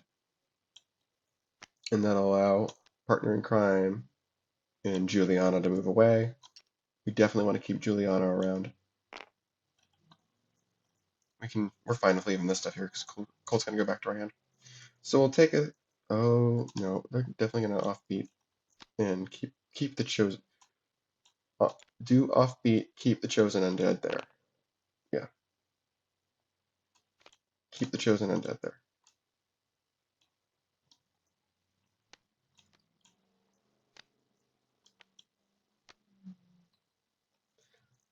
Okay. Yeah, chosen undead. We'll take out Partner in Crime. Juliana can still move away because the Partner in Crime can still react.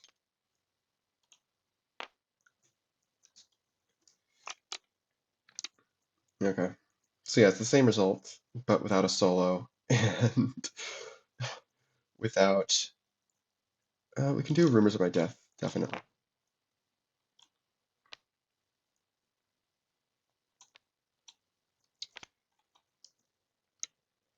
But yeah, that's really bad.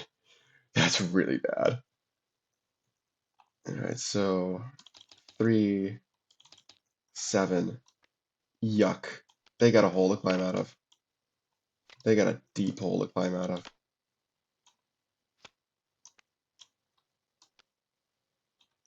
Bonfire does go away. That's okay. Takathu's Bell. Good job, Bigfoot. You try, man. I know you try. Okay.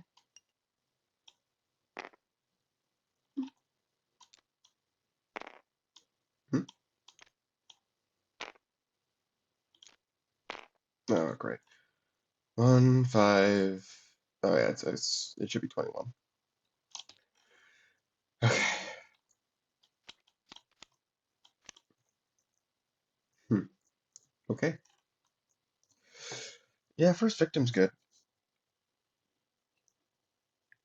Might help them get a solo somewhere.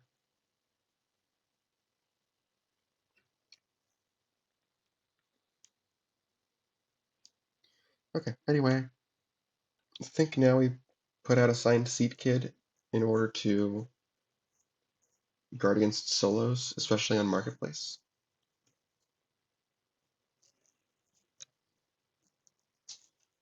And then we can put Sunlight Warrior somewhere.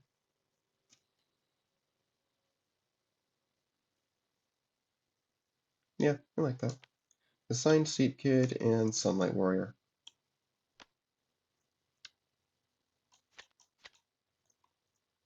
Yeah, I see no reason to use our future counters yet. We just don't need to use them. No need. Alright, this comes out.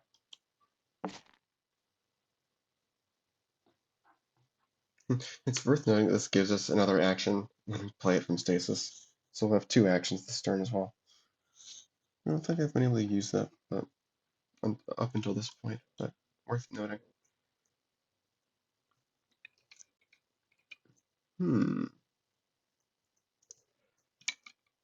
Now, what we can do is play First Victim and partner in crime it to bring out the Hardened Detective. And then we have 11 power to send wherever we want. 12 if we use a Mono Iwato. That's 15. 17 if we use Do Over Again for Eternalist. We can still, we can, well, we can bait a signed Sea Kid out for 1 VP. That's probably the best we can do with it. Or we can just walk away with a 3 VP solo, which is also fine.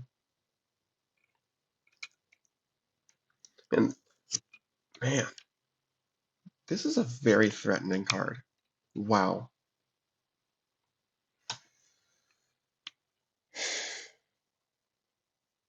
But yeah, I think that's not a bad idea.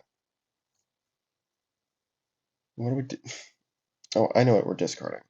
Okay. That's not a hard question, at least. Goodbye, Visionary. You suck.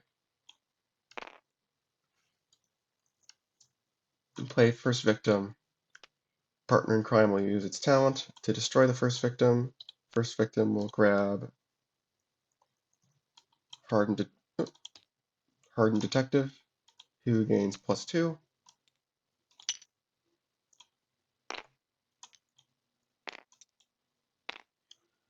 And then the partner in crime can react. Move 2 of them over. Oh, did I miscount this? Maybe I did miscount this. Why did I think this was 15? 5, 7, 11. Yeah, that's definitely right. I did just miscount that. Well, it's a good thing that was deterministic.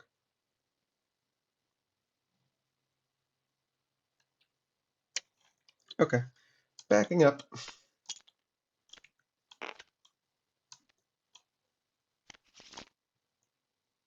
Backing up. Anyway, now what? They can take back the Visionary as well from a mono. They could stick a second Eternalist there. That's a legitimate option. Mm.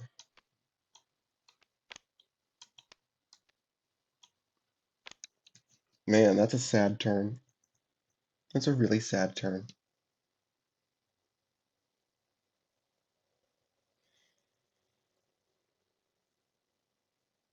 Yeah.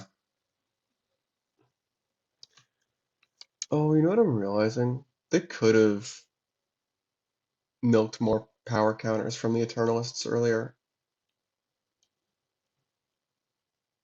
Because they could have played Colt first on a mono and then on Benchy. But, yeah, we couldn't take it back once we did that. Is it worth backing that up? I don't think it is.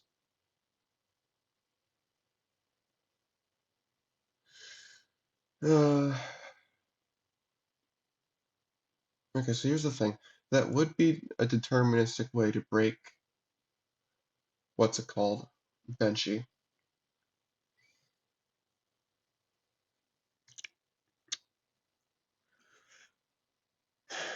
I think it is a little bit too late to do that at this point. Yeah, so I think we just leave it as is, unfortunately. Yeah, nice, it's the fourth journalist. That could come in handy. Do Sunlight Warrior. We don't necessarily want to put counters on this, but we can destroy a monster. Destroy the ghoul. Get a treasure. Potion of Redundancy Potion. Is that going to be any good against loopers? It's mostly going to be copying their own stuff. Whatever. If we see blacksmiths, then that'll be fine.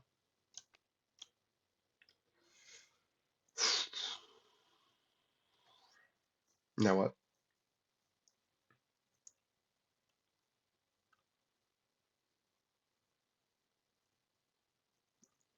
I think we put presence on a mono.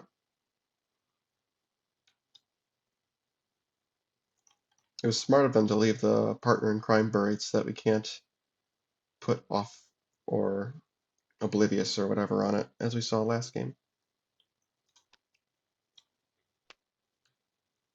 We don't have liquid humanity yet. We do have Benchy, but I think I want to save Benchy. Save Benchy. Alright, so I think what we can do is we can put Sunlight Warrior on Takafulu's Balagan with the plan to destroy the Poultrygeist or something. I don't know.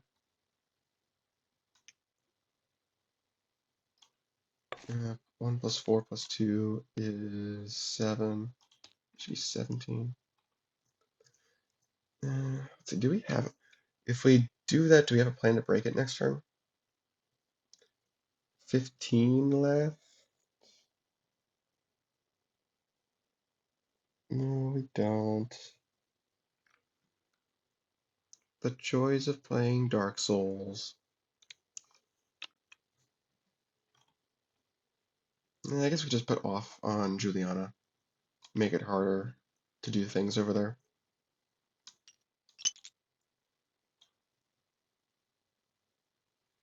Yeah, that's fine.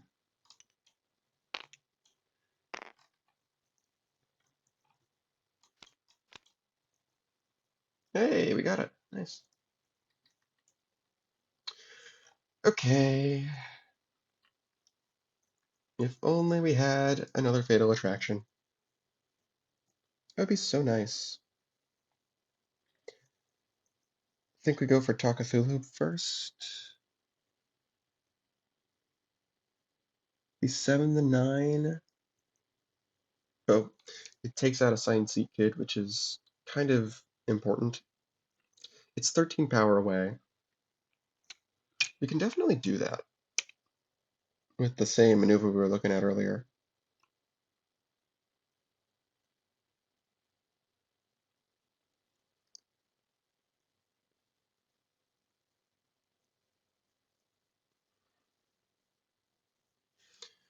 Yeah. Oh, off is nice power activation on Marketplace, even if we don't get to use Contrarians for it. With the same maneuver we were looking at earlier, we can discard a card with a mono and do 3 power counters on the partner in crime.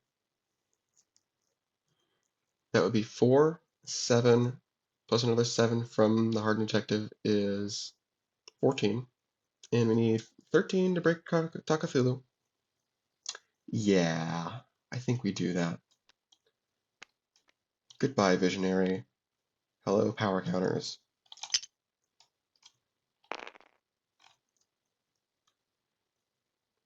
And then we do the same thing we tried to do last turn.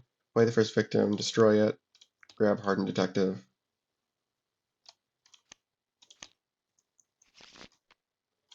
It gains power. We move away.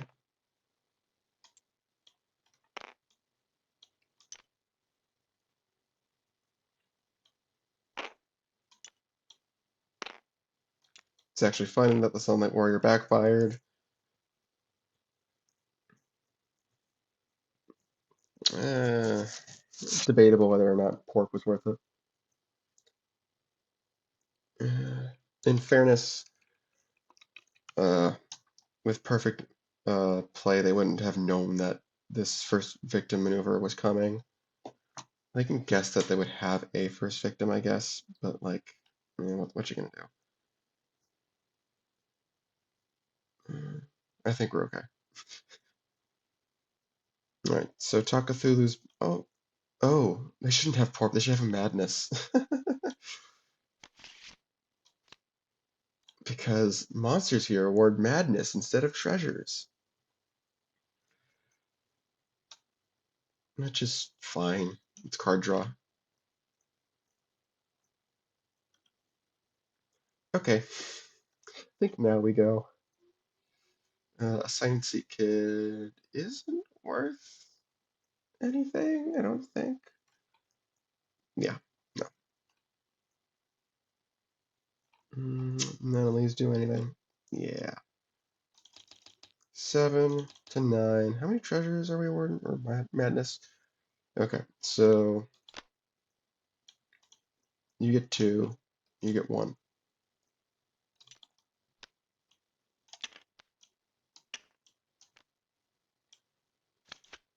Was that worth it? I don't know.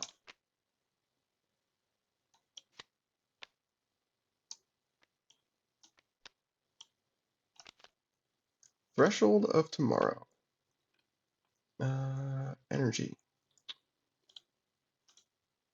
We will actually use energy. Because we can. Man, that's hard to see. Put on the 4. That's much better. Okay.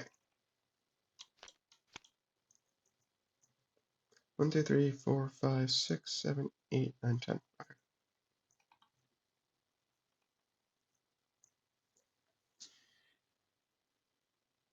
All right. What are they doing?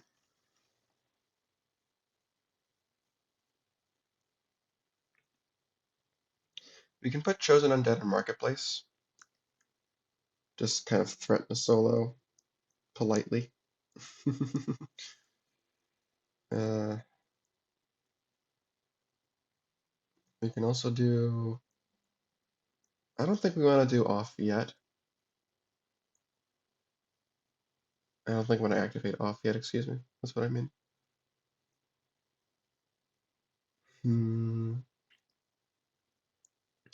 We can use Benchy to put Assigned Seat Kid back out. That would be funny. I don't think we need to do it though.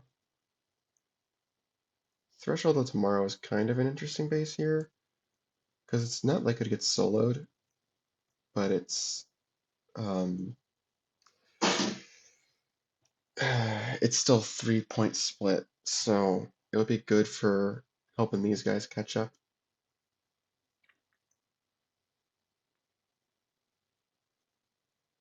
Yeah, it would. So maybe what we do is we do this, we do this, and then next turn we can start going ham with Gravelord.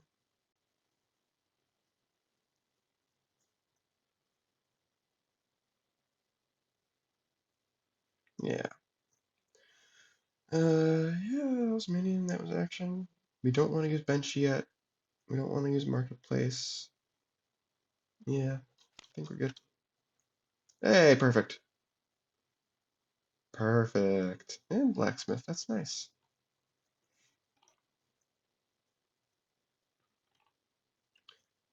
Can we bust marketplace this turn? That would be interesting. Slightly risky in case they can do a mono, because the score would be 12-12. But like, if they can do it, then I think they should.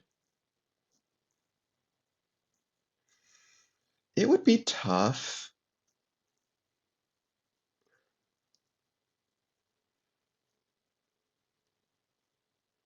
Hmm. I kind of wish we had a way to play Cooler Juliana and Colt. But it doesn't actually do that much. All it does is allow us just to play all the minions in our hand uselessly. Farm Hackamajig, I guess.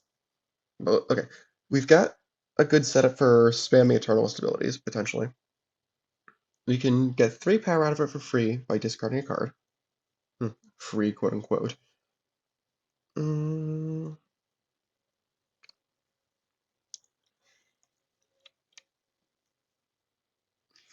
let's see, that would be 7. Colt, we can use to get 3 more out of by playing him here and then playing him on Marketplace. That would be 10, 15. Oh, you know what? We can. We can exchange Juliana for the cooler Juliana. It's funny. And that would be extra power. It'd be 2 more power. Although, mm, would it be?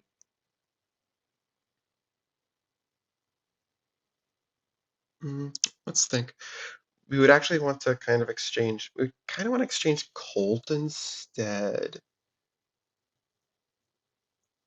Well, oh no, no, no, no. What we can do is we can play Hackamajig and exchange that for it.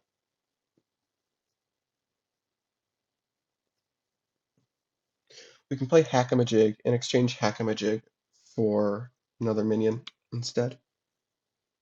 Yeah, yeah, we can do that. So let's think about what we'd be discarding.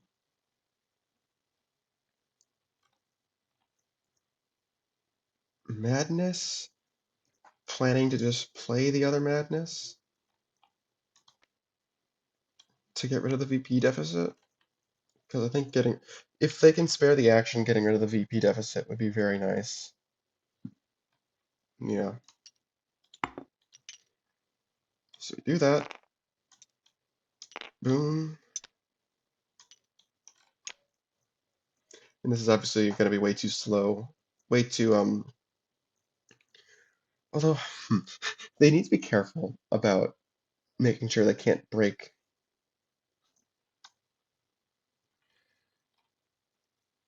Amano Iwato, because they can use the Eternalists as well if the minions are forced, if the power counters are forced to go on Amano. They do have to be a little careful about that. Hmm. Hmm.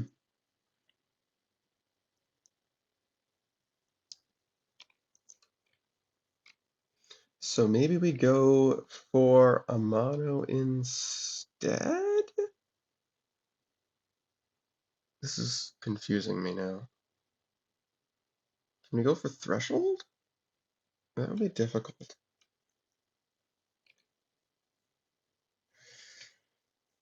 Let's think here.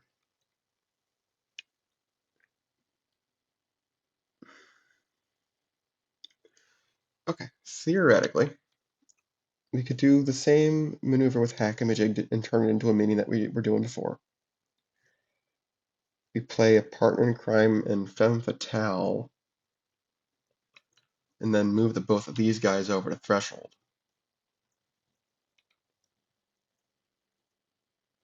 Are there any chosen undead in the discard? There is 1 in the discard.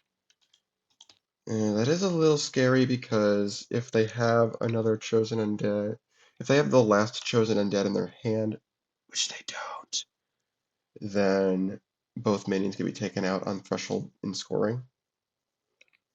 And it should kind of just be GG. But we definitely don't want to be 12-12 in a situation where we have not getting rid of a madness deficit and we're forcing Eternals to place counters on a mono, because that would start a mono at 7. Banshee contributes at least 4. Let's say it's Control Freak. If it could be even Contrarian if there are so many hands that would just instantly break a mono, and they don't know what hand they have. So leaving the board like this is just not a good idea. So they would want to go for a threshold instead, which I actually think they might be able to pull off. Or they can just go for a mono, tie the game at 10. That's also kind of scary, but it at least gets rid of um, off, so no power activation there. Yeah, it's just one of those things you gotta be watch, be watching out for. And they could very well sneak a cheeky VP from Golden Loop if the right bases come out. So we'll see what happens. Uh, they're losing them. Actually, no, they've got other. Cooler Juliana would allow you to get Colt twice in a turn, play quote unquote Colt to get a VP from uh, Golden Loop. So, yeah. So it's going for a mono if they can't do Threshold.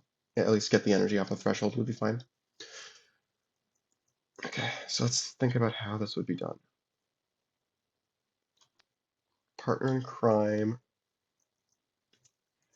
We do over again for 3 more power is 12. Femme Fatale.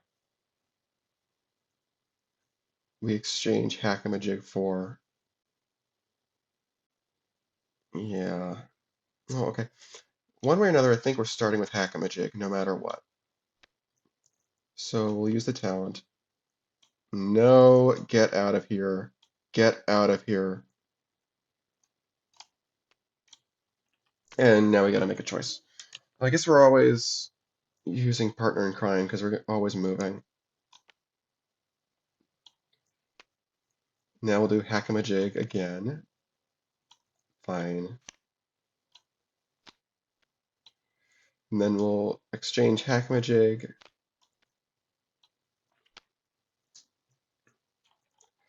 Partner in crime will kill the Femme Fatale. Spread our power out.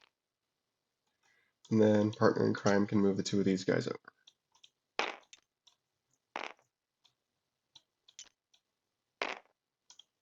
Really? That's 1 short? Yeah, all that means is that we need to use do over again for more power. But really, is that 1 short? 1, 2, 3, 4, 5, 6, 7, 8, 9, 10, 11. 12 once you account for off. 13, 14, 15. Wow, it is! Yeah, because what they draw with Hackmajig doesn't matter as far as breaking the base goes. But wow, it sucks that they have to use a do-over again for access power. That's too bad. Yeah, no well. It is what it is. Alright.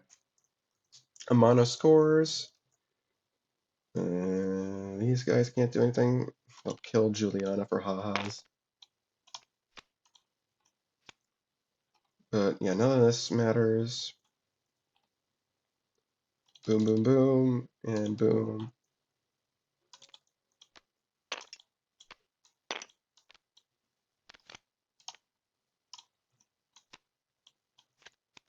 Walking Hut. This is where the trick with Cooler Juliana and Colt comes in. Because you can spam Walking Hut with Colts until you get the results you want. Well, that's coming out in the wrong order. Whatever. Okay. Definitely doing this for some power. Basically, this is the race to break marketplace at this point.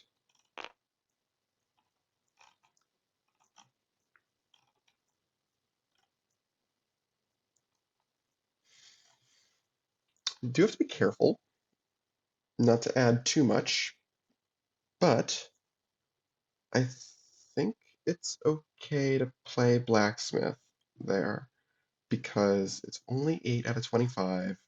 They don't have anything on the board. Yeah, I think this is safe. Use the talent to play Gravelord Sword, bury Sunlight Warrior again.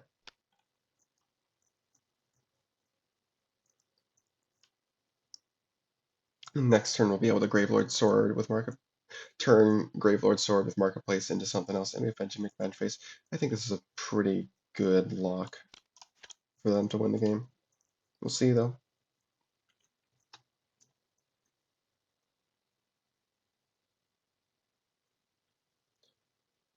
Yeah, this is difficult.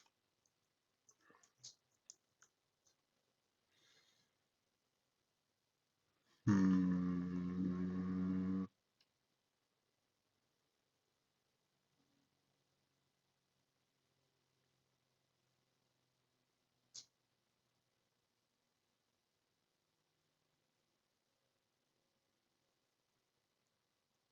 It goes without saying that if they'd broken Marketplace instead last turn, then the game would be over right now, because they would have broken a mono instead of Marketplace. Both partners in crime are gone, right? Yep. So not as much movement anymore.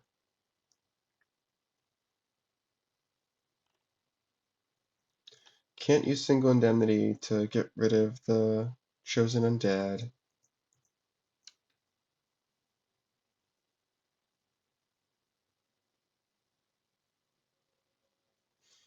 Yeah, just kind of sucky.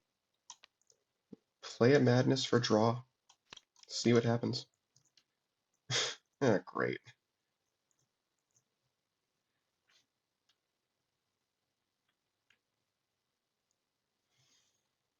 Hmm.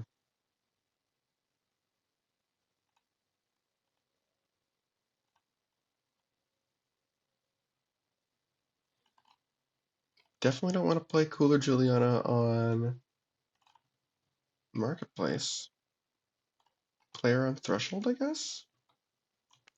Hold out hope? Eh, yeah.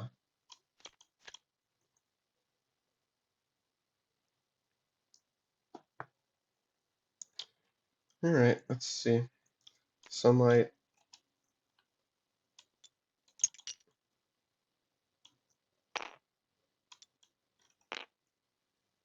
We'll do Gravelord Sword. Take this off. Play. Yeah, the Contrarian is the only 3, huh? It's not even going to do anything. It's just a 3.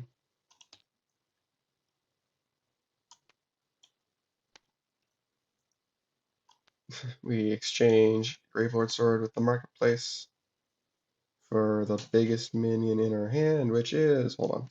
Before we do this, let's use our draw counter, see if we can draw something bigger. Yeah, we do have Beta Chaos, I guess. Let's see what else we got. Okay. Old Soul.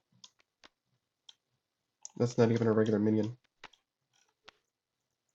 Regular minion is Bed of Chaos.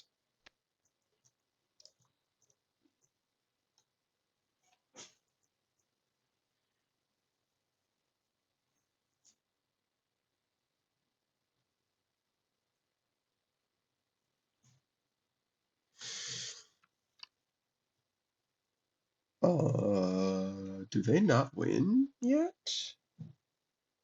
Oh no, they've got Benchy. Never mind. Benchy does it. Good job, Benchy.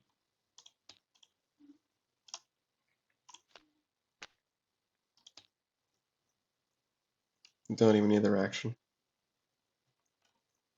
Wow. All right. Yeah, that's it. Final score is technically 14-9. All right. Yeah, that's it. Dark Souls and Weirdos advance. This is a strange match. Uh, the seeds are 5 and 12, which sounds like a lot, and it is. But I do think that Dark Weirdos are particularly good against Film Noir and Loopers. The Weirdos Disruption Kit plays really well against Film Noir and to some extent Dark Souls as well. The Film Loopers also had a lot of bad luck. Like the first game, all the small bases were just awful for them, and then this game hitting the Visionary or missing the Visionary 4 times in a row obviously sucks. It's hard to say if the game would have been very different if we had done Eternalist counters instead of repeating Visionary, um, because they still would have gotten the VP because they had offbeat at that point to delay a Fatal Attraction. Uh, the difference there is that these guys would end up with Benchy. Um, I don't know. It's hard to say. I think it would have given Film Loopers a better chance, but with the bases that came out, let's see what came out. We had Flying Tavern came out. It's hard to say. That could have gone either way. Takatulu, that was kind of just a 4-2. Amano definitely favored Film Loopers. We saw how that went, although it kind of ended up backfiring because it forced them to break Amano instead of going for Marketplace uh, and leaving Juliana out. And we had Walking Hut and Threshold of Tomorrow. Yeah, that's just they definitely had a little bit of bad luck, but I also think that they just drew a particularly bad opponent for them. I still think they deserve the 5 seed. Like they are really good. And we saw in game 2 that they are able to do some good stuff, even against a soft counter deck like this. But yeah, I think they'll do fine in the losers bracket. I'm not concerned about that. I don't think I predicted this match correctly, but I know a couple people did. Uh, Let me know what you think in the comments, and I'll see you in the next video.